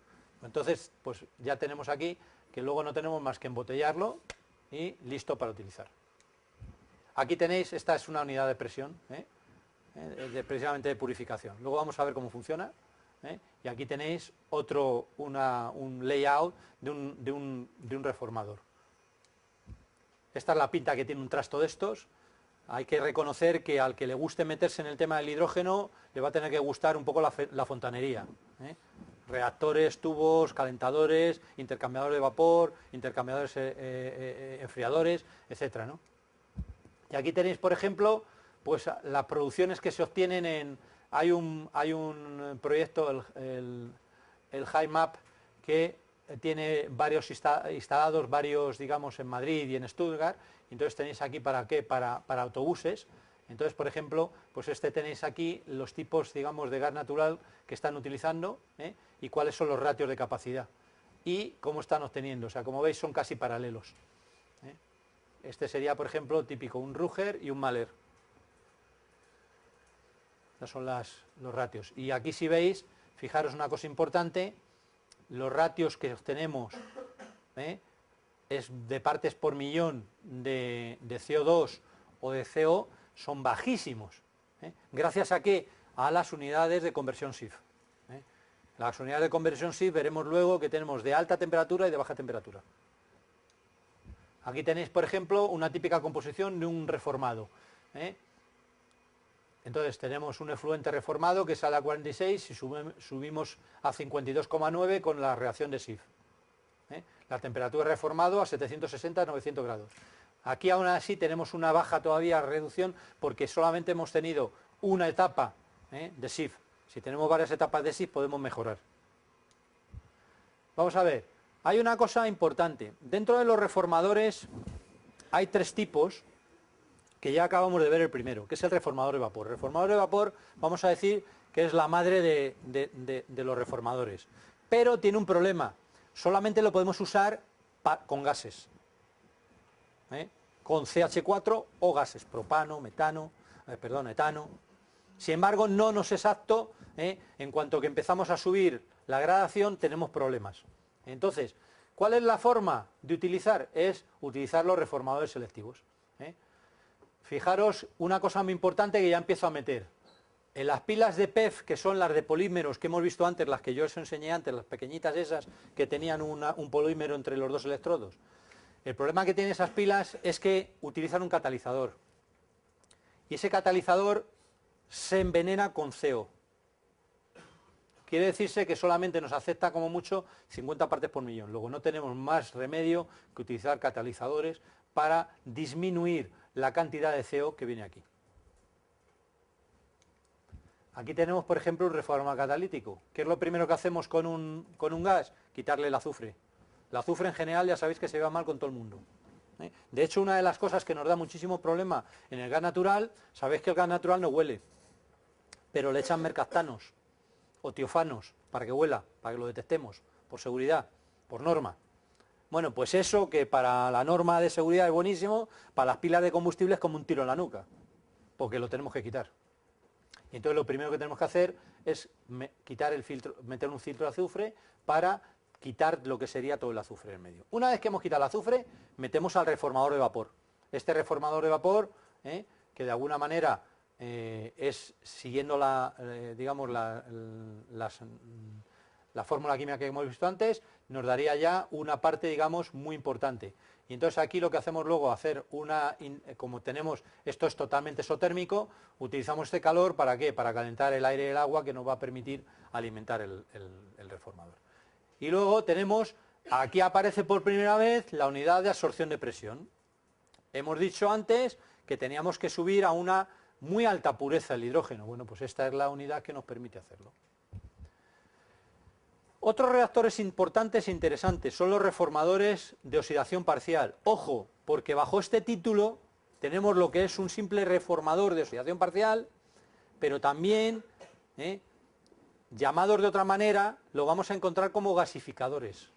Es decir, un reformador de oxidación parcial, cuando pasa a utilizarse con sólidos, es decir, biomasa o carbón, se convierte en un gasificador, porque al final sigue el mismo concepto. Es decir, al final, ¿qué es lo que yo hago en un reformador? Meto un metano o un combustible líquido con oxígeno y hago una combustión parcial con CO, y el resto lo obtengo en forma de hidrógeno. Y luego este CO lo vuelvo a tratar con la reacción de Schiff para obtener más hidrógeno. ¿De acuerdo? Bueno, pues si esto en vez de tener aquí un CH4, tenemos un C26H58, que es un carbón, pues va a actuar de la misma manera. Con lo cual, lo que es un reformado de oxidación parcial, vamos a tener automáticamente convertido en lo que sería el mismo criterio y concepto, un gasificador. ¿De acuerdo? Entonces aquí, bueno, vemos que hablamos de las etapas de conversión de CO, y de que la formación de H2 es potenciada a baja temperatura, aunque no nos afecta la presión. Bueno, vuelta al Aquí me parece que me he avanzado en lo que es en la emoción, para que veáis pues, que si metemos un líquido obtenemos la misma reacción, lo que pasa. Pero eso sí, quizás importante, ahora vamos a ver un resumen de todos estos tres temas. Importante, cuando hablábamos de la oxidación de tipo catalítica, estábamos hablando de reactores a 400, 500, 600 grados. Cuando estamos hablando de oxidaciones parciales, estamos hablando de 1300, 1500 grados, si os fijáis, igual que en la gasificación. Y esto es un tema muy significativo, porque claro, ya no estamos hablando de peanuts, estamos hablando de cosas ya serias en temperatura, ¿de acuerdo? Y aquí ya tenemos, aunque tenemos una reacción exotérmica dependiente de la presión, utilizamos de 20 a 40 atmósferas de presión, pero siempre la presión, cuando es indiferente el tema de presión en lo que se refiere a la reacción, no necesariamente lo es con respecto a los reactores. Es decir, si yo llevo el gas más concentrado, el reactor es más pequeño, y entonces lo que hago es meter presión. Aquí tenéis, por ejemplo, pues una oxidación parcial de un fuel oil. Tenemos hasta un 48% de hidrógeno y un 46% de CO. Aquí no hemos hecho reacción de Schiff, con lo cual podemos aumentar este 48% considerablemente. Bien, por ejemplo, si hacemos la comparativa entre dos, o sea, cuando vayáis a los libros, en uno de los libros que este año os he metido nuevo, hay un par de capítulos muy interesantes del tema de la parte de oxidación parcial, y vais a ver que él relativiza las oxidaciones parciales en catalíticas y no catalíticas. Al final, si veis esto, lo que estamos viendo es que la catalítica trabaja a temperaturas pequeñas, pero lógicamente con los catalizadores. Utiliza solamente hidrocarburos ligeros. Sin embargo, la no catalítica puede utilizar hidrocarburos líquidos e incluso carbones. Pero también estamos hablando de estas reacciones. Sin embargo, aquí estamos hablando de reacciones muy simples y aquí estamos hablando, fijaros, de la cantidad de reacciones que se producen. Primero, ventaja, cuando yo me meto con un carbón aquí, tengo azufre, entonces el azufre me va a reaccionar. Luego entonces voy a tener una serie de reacciones, o bien esta otra, o las dos, y voy a tener que eliminar el sulfídrico, ¿de acuerdo? A posteriori. Con lo cual, esto ya me indica para los señores que hagan el del CCS, que cuando metamos un carbón y lo gasifiquemos, vamos a tener sulfídrico por ahí, luego voy a tener que quitar ese sulfídrico a posteriori. ¿De acuerdo? Y luego tenemos, lógicamente, siempre pues, la reacción típica, reacción base. Tenemos esta reacción también, que nos va a producir CO, y esta es una reacción parásita, y encima es endotérmica, con lo cual se produce muy fácilmente. Y luego tenemos la reacción de Schiff. Si usamos aire como oxidante en estos dos tipos de reactores, tenemos un problema. Tenemos que tener en cuenta que tenemos nitrógeno después jugando ahí, y tenemos que tener en cuenta también que vamos a necesitar unidades de purificación. Esto es una unidad, perdonad, lo he puesto en inglés, Water Gas Schiff. Esta es la reacción de Schiff. Y otra de las cosas que nos pasa cuando utilizamos aire, penaliza todo el sistema en lo que se refiere a volumen. Es decir, la cantidad de aire, como el oxígeno que contiene el aire es muy inferior a la cantidad del volumen de aire, lógicamente todo el nitrógeno que está contenido y otros gases que están en el aire, lo vamos a tener que estar circulando a lo largo de todo el proceso y separarlos en un punto determinado, con lo cual los sistemas van a ser bastante más grandes y me penaliza todo el concepto. Entonces, por eso muchas veces en estos sistemas, en función de coste, se utilizan las ASUs, las unidades de preparación de aire, que son al final, ¿qué hago? Separo el oxígeno de nitrógeno directamente, con lo cual ya alimento con oxígeno puro. Bueno, hemos avanzado ya antes de que las oxidaciones parciales sean gasificadores. ¿Cuándo? Cuando hablábamos de sólidos. Pues aquí lo tenemos. La gasificación de carbón, la tenemos Normalmente hay tres tipos básicos de reactores de gasificación, lo que son de lecho móvil, los de lecho fluidificado y los de lecho arrastrado, ¿de acuerdo? Por ejemplo, los de lecho móvil, el lecho móvil lo que hace es que produce aquí un movimiento en el lecho, ¿para qué? Para que tenga un tiempo de estancia el sólido suficiente para poder reaccionar, ¿de acuerdo? Entonces luego voy obteniendo, según se va produciendo el gas sube automáticamente, los sólidos siguen aquí, se van parcialmente haciendo esa combustión y en un momento determinado, ya cuando va saliendo el gas fluye directamente hacia arriba y los tenemos por los laterales, y los sólidos ya pesados que están consumidos caen hacia abajo, luego los tenemos las cenizas por abajo, y la alimentación del carbón la dejas caer desde arriba normalmente. Con lo cual aquí lo que producimos aquí es una pequeña baja presión para que el gas, es decir, el sólido cae, pero el sólido no suficientemente, por la densidad y por la gravedad, cae hacia abajo, no es suficiente, digamos, la depresión que estoy produciendo aquí para que no caiga a la zona de la cama. ¿De acuerdo? Bueno, entonces aquí se suelen utilizar por estas zonas, es por donde se introduce lo que sería el oxígeno y el vapor, de forma que necesitamos vapor y oxígeno, lógicamente oxígeno para producir la reacción y agua también para producir la reacción, y esos son los que utilizamos para provocar esta especie de cama, donde se van a mover los sólidos.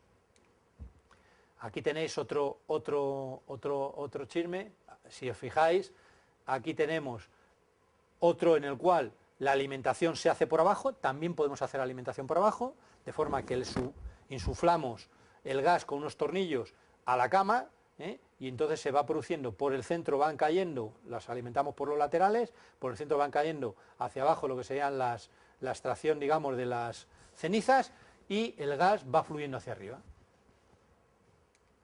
Aquí tenéis un gasificador de lecho móvil, más que nada, me gusta siempre poner alguna foto para que veáis la pinta que tiene. Estos son chiquititos, o sea, quiere decirse que los de lecho móvil es un aparato muy fácil de hacer, no tiene complicaciones. Veremos ahora que los de lecho arrastrado y fluidificado son un poquito más complejos. Aquí tenemos el de lecho fluidificado o lecho fluido, que ya provocamos. El efecto básico es el mismo que hemos producido en el de lecho fluido, pero en este caso lo que pretendemos es tener la mayor superficie posible disponible para gasificar. Es decir, cuanto mayor tiempo de residencia tiene un sólido dentro del reactor, vamos a perder más combustible, es decir, la eficiencia disminuye. Entonces, si yo disminuyo la granulometría de lo que es mi sólido y reduzco el tiempo de estancia, a priori, ¿qué es lo que reduzco? La cantidad de sólido que hace combustión. Que por otro lado lo necesitamos, ¿para qué? Para mantener la temperatura del ciclo. Entonces, bueno, entonces aquí lo que tenemos son unos ciclones, que de alguna manera, ¿cuál es el problema? Que como aquí tenemos un reactor mucho más grande, normalmente cuando hacemos la aspiración, estas pequeñas cantidades de sólidos inquemados se me vienen con el gas. Entonces, ¿qué hago? Meto un ciclón de forma que en el ciclón hago que las partículas sólidas golpeen contra las paredes o contra una serie de barreras y entonces caen. Y las vuelvo a reintroducir, ¿dónde? Las vuelvo a reintroducir a una altura donde todavía se puede producirles. De forma que cuando ya se produce lo que sería la ceniza cae, y el sólido, que todavía tiene capacidad de ser combustible, sigue subiendo y moviéndose en el ciclo. Aquí tenemos lo que sería, bueno, esto está pensado ya, lógicamente este sería un esquema que está cogido para una central de producción de ciclo combinado, y entonces aquí tenemos, aquí se produciría el vapor para llevarlo a la caldera de recuperación de vapor, ¿de acuerdo?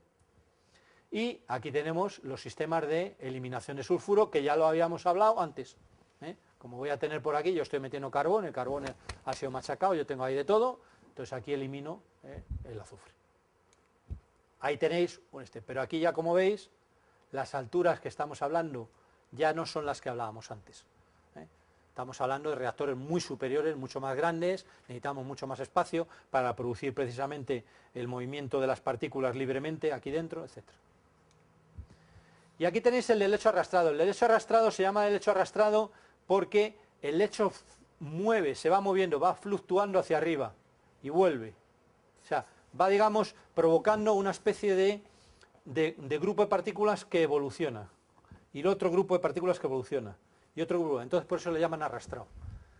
Se va dando como en forma como si fuera un tren. Pom, pom, pom, entradas de gases. Entonces, ¿qué es lo que se busca aquí? El mínimo tiempo de estancia posible. De forma que cada tren de golpe que damos salga fuera uno, fuera otro. No se me quedan ahí revoloteando las partículas como mariposas. Problema que tenemos, las temperaturas de operación tienen que ser muy elevadas para que se produzca la reacción de la forma más rápida, pero para que esto pueda producirse que necesitamos una granulometría muy controlada. Este es, digamos, el precio a pagar por un tiempo de estancia muy delicado. Es decir, si aquí estamos echando mezcla de trozos, tamaños de varios milímetros con milímetro, una de dos, o nos cargamos toda la mecánica del tinglado este, o mantenemos mucho rato, que es lo que hacemos en el lecho móvil, o dos, hacemos un muy buen troceado y entonces toda la granulometría va perfectamente medida, con lo cual el tiempo de estancia lo tienes perfectamente definido. Y este es el esquema, ¿de acuerdo? Hay un nivel de conversión muy alta, sobre todo si utilizamos oxígeno puro, y bueno, estos pues funcionan en modo de escarificación. Bueno, aquí tenéis algunos sistemas de lecho fluido en pruebas que hemos tenido nosotros.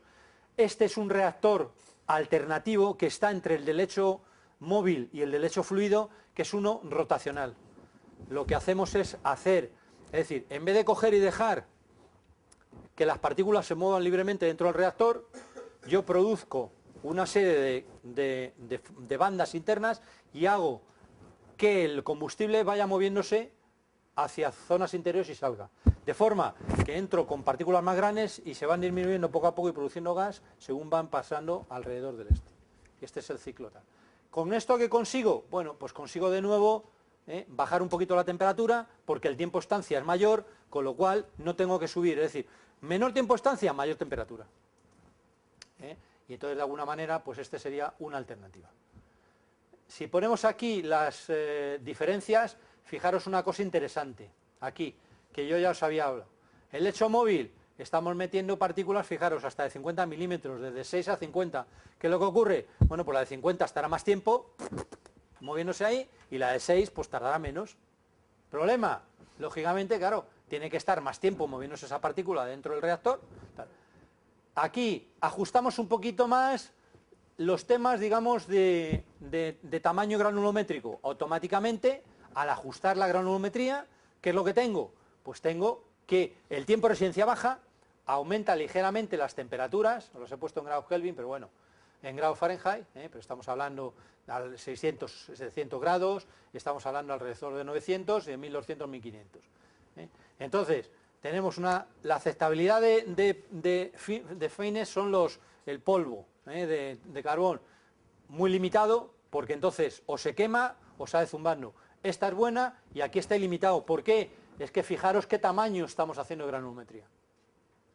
Es decir, la granulometría en el lecho arrastrado es micrométrica, ¿de acuerdo? Es polvo, ¿de acuerdo? Por eso producimos ese lecho arrastrado y los tiempos de estancia muy bajos, porque como es polvo, es una barrida, ¿de acuerdo? Bueno, sí, otra cosa importante, la demanda oxidante. En este sistema podemos utilizar aire, sí. En este sistema podemos utilizar aire, también. En este sistema no podemos usar aire, porque entonces nos complica de tal forma la vida que nos hace dimensionar el sistema de una forma muy, muy, muy compleja. Y necesitamos una unidad de tratamiento de aire. Es decir, aquí metemos oxígeno. Bueno, entonces aquí, como veis, hemos hablado gasificadores de lecho móvil a 400-600 grados, los gasificadores de lecho arrastrado estamos a 1000 y pico, y los de lecho fluido están entre los dos. ¿Qué pasa con las partículas estas que tenemos por ahí en los carbones, como el sulfídrico, el COS, el amoníaco, los cianos? Pues todas estas partículas, al quitar el fenol, los tenemos que eliminar. Con lo cual, dependiendo del tipo de carbón que tengamos nos va a exigir unas limpiezas de azufre más fuertes, o bien en frío o bien en caliente, dependiendo del tipo de ciclo, ¿eh?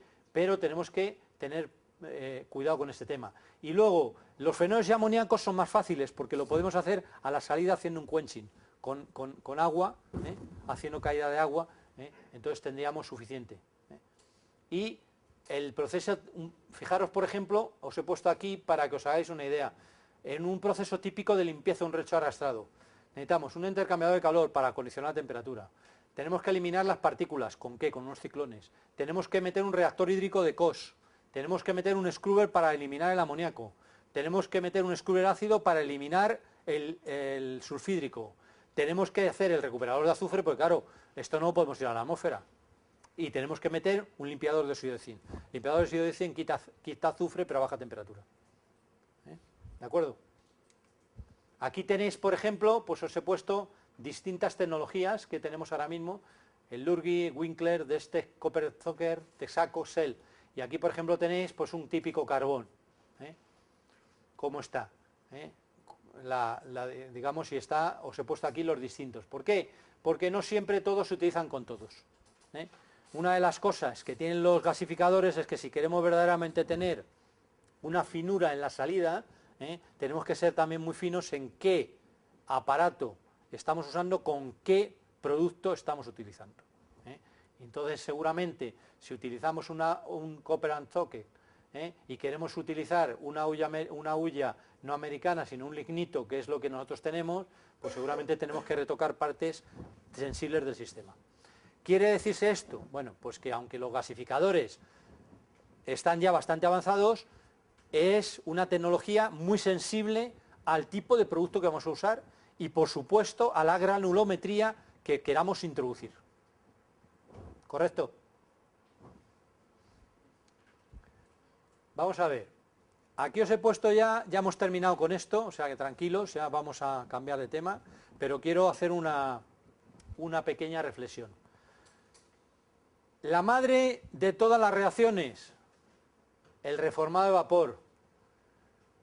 ¿Qué tipo de reactor? Suele ser un reactor de tipo calefactado, lógicamente hemos dicho que necesita la temperatura, luego necesitamos de varios tipos, no tiene una forma determinada. ¿Para qué tipo de combustible nos vale? Para combustibles ligeros. Temperaturas, 500 a 900 grados. ¿Usa catalizadores? Podemos usar catalizador de níquel en soporte cerámico. Prereformador, usamos un reactor adiabático. ¿Para qué combustibles? Para gas natural y diésel. Es decir, ¿podemos usar un prereformado para gas natural? Podemos.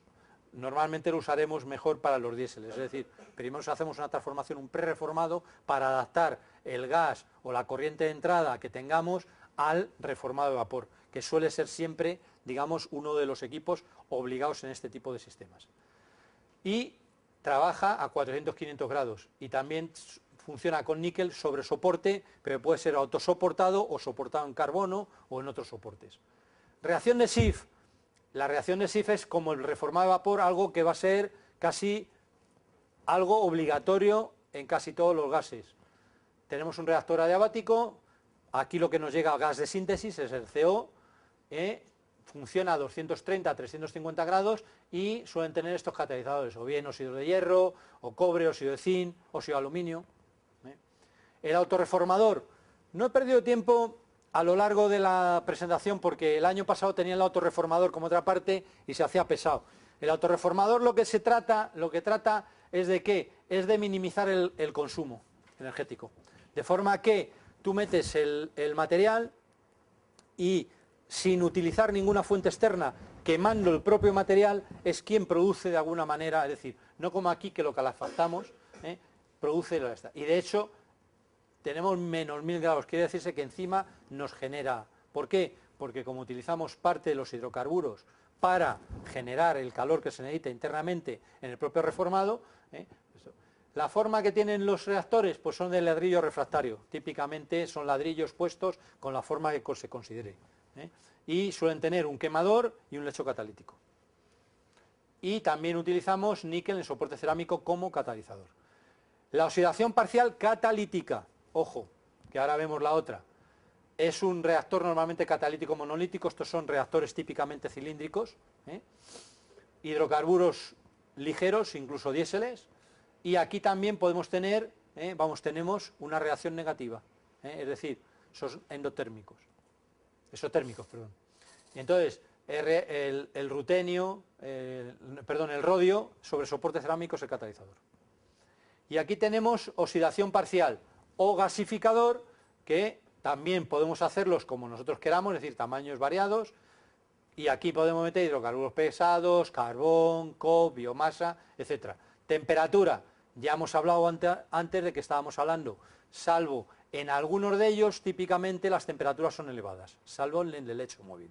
Lo que pasa en el del lecho móvil es cada día se va abandonando y solamente se utiliza cuando, por alguna razón, por ejemplo, típicamente tenemos un carbón con mucha piedra. Por ejemplo, los españoles. En el norte de España tenemos antracita con pizarras. Bueno, pues podría ser un típico uso. ¿Por qué? Porque el gasto que tenemos para conseguir, de alguna manera, meter, o sea, que este gasificador funcione sin gastarnos una barbaridad en hacer las partículas pequeñas, porque claro, imaginaros que cuando estamos obteniendo la roca de caja, tenemos muchísima pizarra. Bueno, pues con esta pizarra el problema que tenemos es que llega un momento en el cual estoy gastando tanto en hacer pequeño el material para luego tener una cantidad de cenizas o de inquemados brutales. No tiene sentido. Gasto demasiado en el proceso mecánico. Y entonces, pues utilizaría el de móvil. Bueno, el resumen de procesos, pues yo creo que ya no sabemos todos de memoria los procesos y las reacciones, pero vamos a hacer una rápida, digamos, reflexión. Reforma de vapor, o si utilizamos metano, tenemos el metano más agua, CO2 más hidrógeno. Si utilizamos un líquido o un intermedio, un gas de mayor tamaño, pues entonces tendremos que ver que, bueno, pues tendremos lógicamente más CO, pero tendremos también más hidrógeno. Y que no se nos olvide que la reacción de Schiff ¿se nos va a producir automáticamente en el reformado de vapor? Sí. ¿Por qué? Porque tenemos CO y tenemos agua.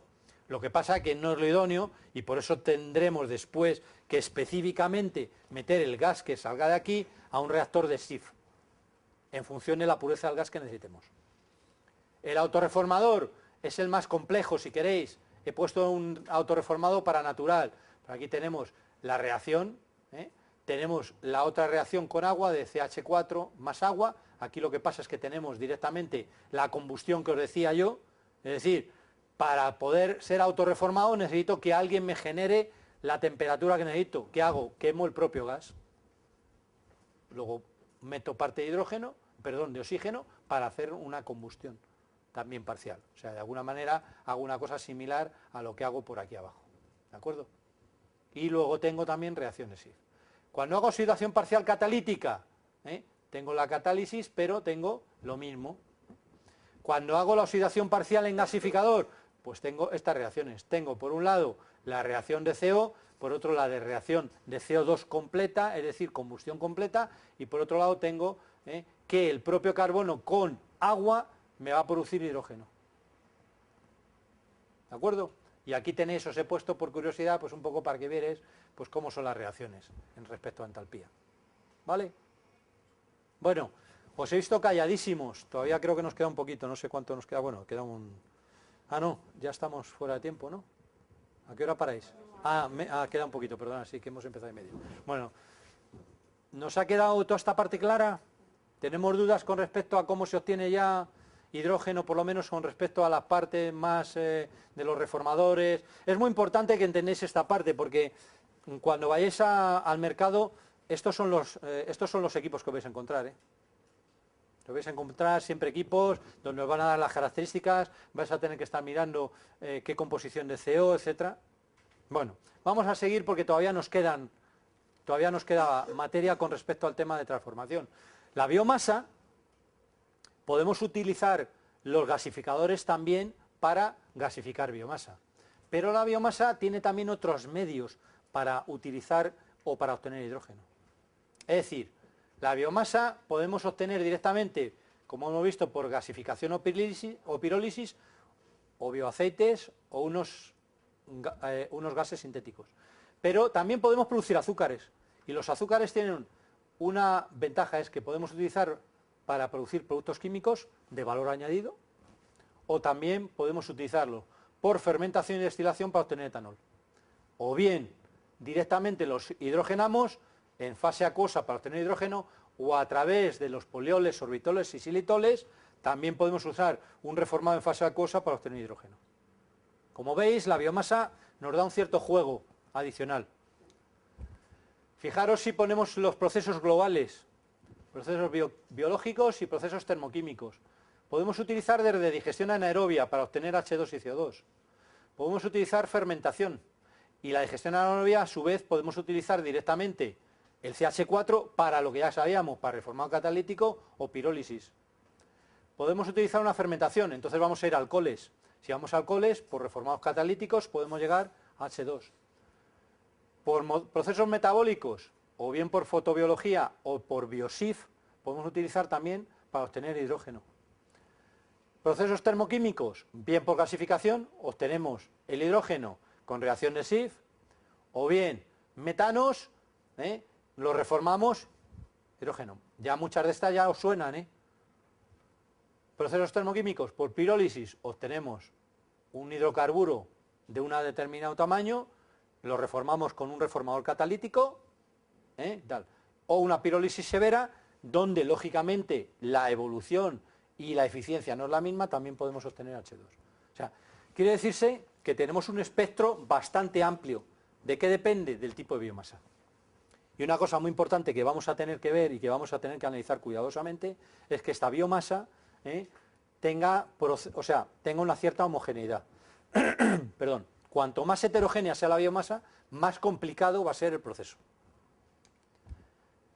Por ejemplo, tenemos que hacer siempre un pretratamiento, es decir, una trituración, una molienda, una pulverización. ¿Para qué? Para favorecer la cantidad de superficie expuesta al proceso que corresponda, sea cual fuere el proceso.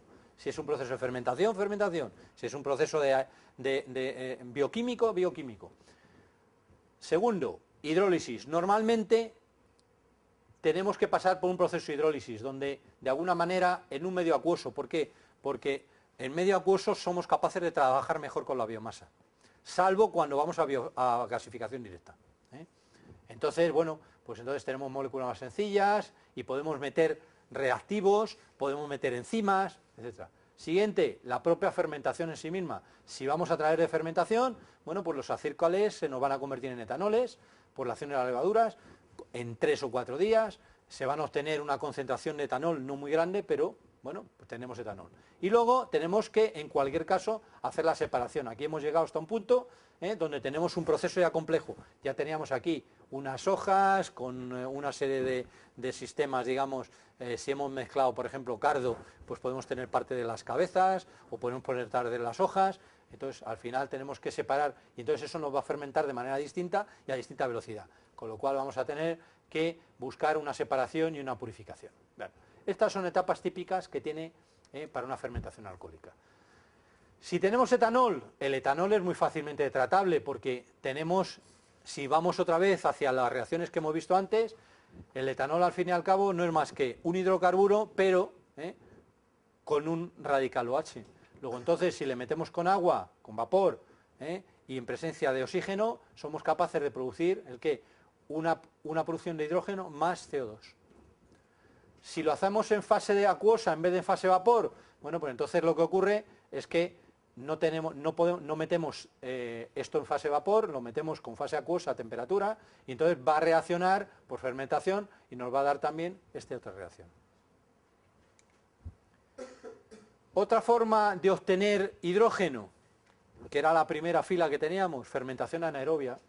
Si cogemos uno de estos biomasas y las metemos en un reactor con una fase microbiana en ausencia de oxígeno, ¿qué se nos va a producir? Pues CH4 y CO2, que es el famoso biogás. Y normalmente tenemos además una suspensión acuosa o un lodo que contendrá otros elementos que tendremos después que degradar.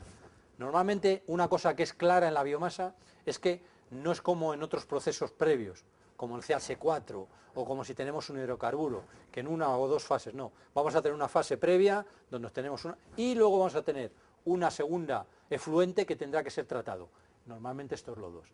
La materia prima para el biogás, normalmente podemos utilizar biomasa residual, no nos importa que sea húmeda, por ejemplo, por los purines ganaderos, los lodos de depuradora.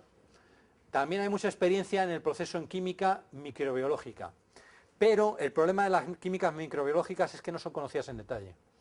Entonces se está estudiando muchísimo y avanzando mucho en estos temas, porque hay microbios que son capaces de generar hidrógeno, comiéndose la biomasa, pero todavía estamos en pelotíbiris en ese tema, con lo cual estamos avanzando. Y luego hay variables importantes en el proceso, que son las temperaturas, es decir, algunas veces la temperatura tienes que subirla ligeramente, la acidez, la existencia de nutrientes y una cosa importante es que algunas veces hay inhibidores. Tenemos que tener mucho cuidado porque la fermentación anaerobia, en tanto y en cuanto atacamos a los microbios que están actuando ahí, podemos matarlos. Y si los matamos, es como si nos cargamos el catalizador. ¿De acuerdo? Más cosas de la fermentación anaerobia. En función de las variables podemos llegar a un biogás con un contenido hasta de un 70%, 50-70% de CH4, no está nada mal. Y el resto mayoritariamente es CO2. Tenemos mucho CH4 en biogás, luego entonces después, ¿qué vamos a hacer? Pues el reformado a vapor, el reformado catalítico, un autorreformado. Es decir, lo que hemos hecho al final a través de la fermentación anaerobia es obtener un gas que necesita ser tratado por los procesos previos. Por eso os decía que no perder de vista la parte antes de los procesos, porque esa parte era muy importante, porque es la parte, digamos, que vamos a necesitar casi siempre. Procesos fotolíticos. Pues fotolíticos hay dos procesos, o bien son fotobiológicos o fotoelectroquímicos. Los fotobiológicos, o bien a través de fotorreactores o a través de fermentadores. Si hacemos fotorreactores, pues son algas básicamente, son las algas verdes que son sensibles a la luz visible, también tenemos bacterias fotosintéticas, oceanobacterias, que son sensibles algunas veces solo a la luz infrarroja, y entonces, bueno, pues entonces además de producir azúcares, pues producen otro tipo de gases. El fermentador es un digestor anaeróbico, o sea, volvemos al anterior, que contiene pues otro tipo de bacterias, y este no me voy a referir. Entonces, por ejemplo, en el caso de luz, lo que tenemos es un bioreactor de producción de algas, concentramos las algas en una cámara de adaptación con un sistema anaerobio en cámara oscura, y luego metemos luz en un fotobioreactor de hidrógeno, por ejemplo, y reciclamos las algas no consumidas. Este es el proceso típico. Un proceso fotobiológico, pues aquí tenéis un poquito a nivel de coste y lo que sería, por ejemplo, la energía necesaria, la energía que nos va a generar en temas de hidrógeno. En caso de obtenciones de hidrógeno en ciclos termoquímicos de temperaturas moderadas, vamos a volver hacia atrás, tenemos ciclos de familia azufre, que os acordáis que vimos, que era el del ácido sulfúrico. Tenemos el ciclo del bromo calcio, ¿de acuerdo? Aquí tenéis las temperaturas. Tenemos procesos de ciclos termoquímicos con óxidos metálicos. Os recuerdo el zinc, el óxido de zinc. Tenemos la descarbonización, es decir, pirólisis por cracking, reformado, gasificación. Y finalmente tenemos un proceso que es termólisis directa de agua, que es romper la molécula del agua por temas térmicos, que os la he anunciado al principio, pero no la hemos visto porque no tiene más vuelta de hoja. Es simplemente meter temperatura. Lo que pasa es que, claro, fijaros la temperatura a la que estamos hablando. Este sería un resumen también de lo que hemos estado viendo en las distintas. Es decir, este es el resumen que ofrece la gente del ICAI en un libro que publicaron sobre el hidrógeno con respecto a los 3 tipos de temperatura, baja, alta y media. Aquí tenéis típicamente, como recuerdo ya final, un combustible fósil, ya sea petróleo, gas natural. ¿Qué es lo que hacemos? O bien lo gasificamos o bien lo craqueamos. Si lo gasificamos y lo reformamos, producimos este syngas con hidrógeno y CO2, metemos a un reactor con agua para generar más rico hidrógeno y menos CO2, y aquí separamos con un purificador que lo vamos a ver ahora mismo, ¿eh? Y aquí ya separamos.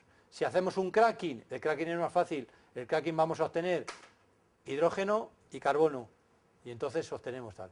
Más fácil en lo que se refiere a la nomenclatura y a lo que es la fórmula, pero no más fácil en lo que se refiere a las reacciones efectivas y a los reactores. ¿De acuerdo? Entonces, como hemos visto, como conclusión de esta parte, tendríamos procesos de descarbonización o procesos híbridos solar-fósil. Es decir, todos estos casos son procesos químicos que son ya hiperconocidos en la industria química, que usan fuentes convencionales como petróleo, el gas natural, el carbón, etc. Los mayores problemas técnicos que tenemos aquí es adaptar los procesos a las variaciones típicas del flujo que disponemos, si es energía solar o cuál. Los procesos de disociación de agua, que hemos visto que había dos básicamente, que era la parte bien o de termólisis de agua directa o por electrolisis. Y aquí tenéis otro digamos, resumen más, para que os hagáis una idea, pues partiendo de cuáles son la energía primaria,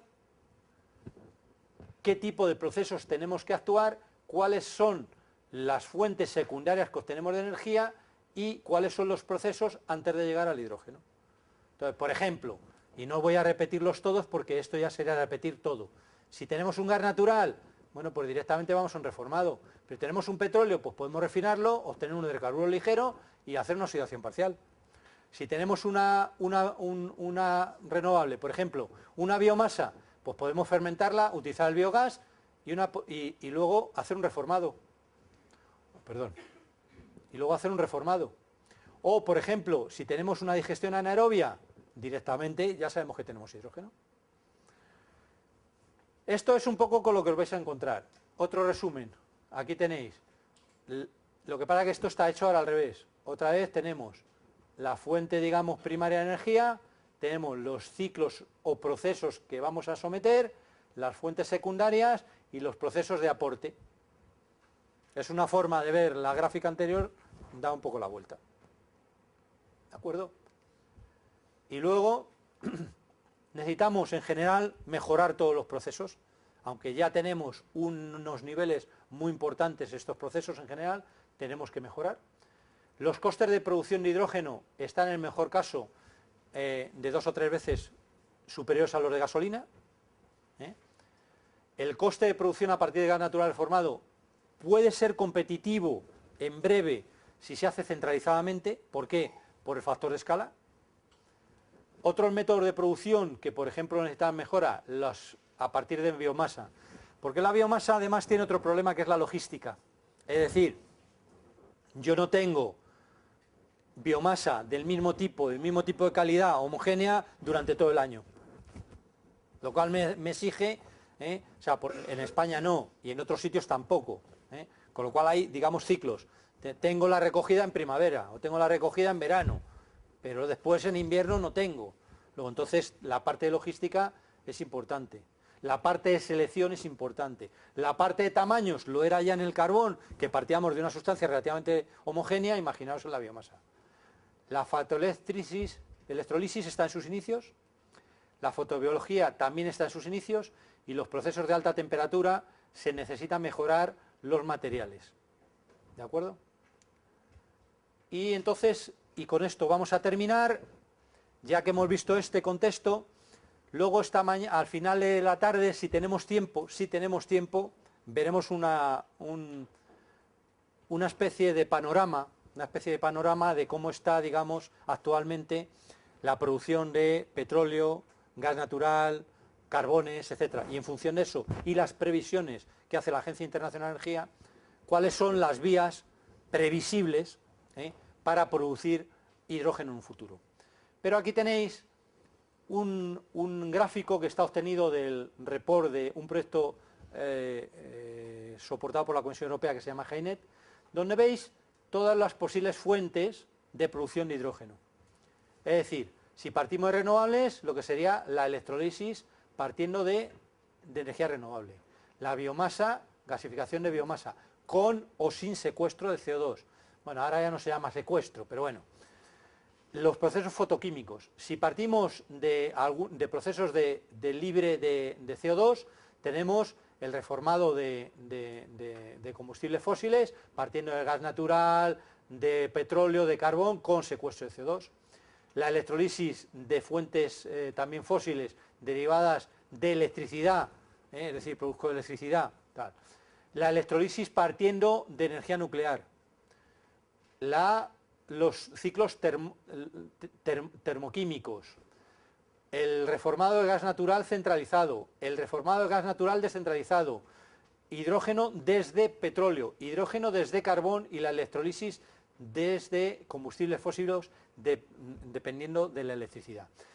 Fijaros una cosa, las cajas están puestas de manera, estos serían, digamos, los años, Sorter, 2010 sería ya, pues medio, 2015 y 2025.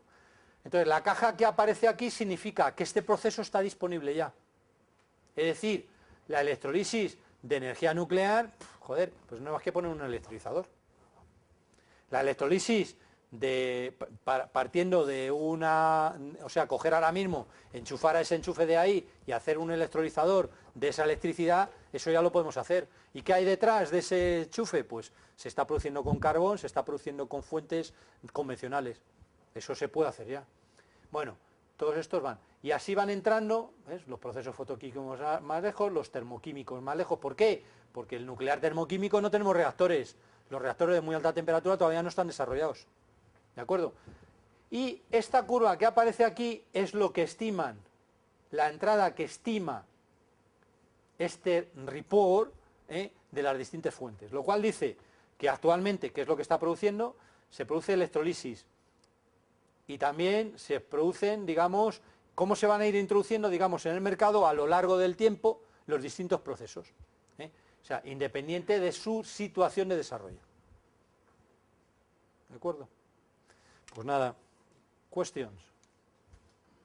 Bueno, esta era una cosa que se me había olvidado, pero que os la cuento rápido, perdonadme. Las unidades de absorción de presión. Solamente que sepáis una cosa. Vamos a ver. Hace unos años se empezó a experimentar muchísimo con unos sistemas de absorción, precisamente para la concentración de CO2. Y entonces se detectó que en estas situaciones el hidrógeno, casualmente, que normalmente no teníamos hidrógeno en esas reacciones, el hidrógeno era permeable. Al ser permeable, ¿qué ocurría? Que metíamos cualquier gas, concentrábamos el CO2 o otro gas en esas unidades de absorción y por presión éramos capaces de llevar el hidrógeno donde queríamos. ¿Qué es lo que pasa?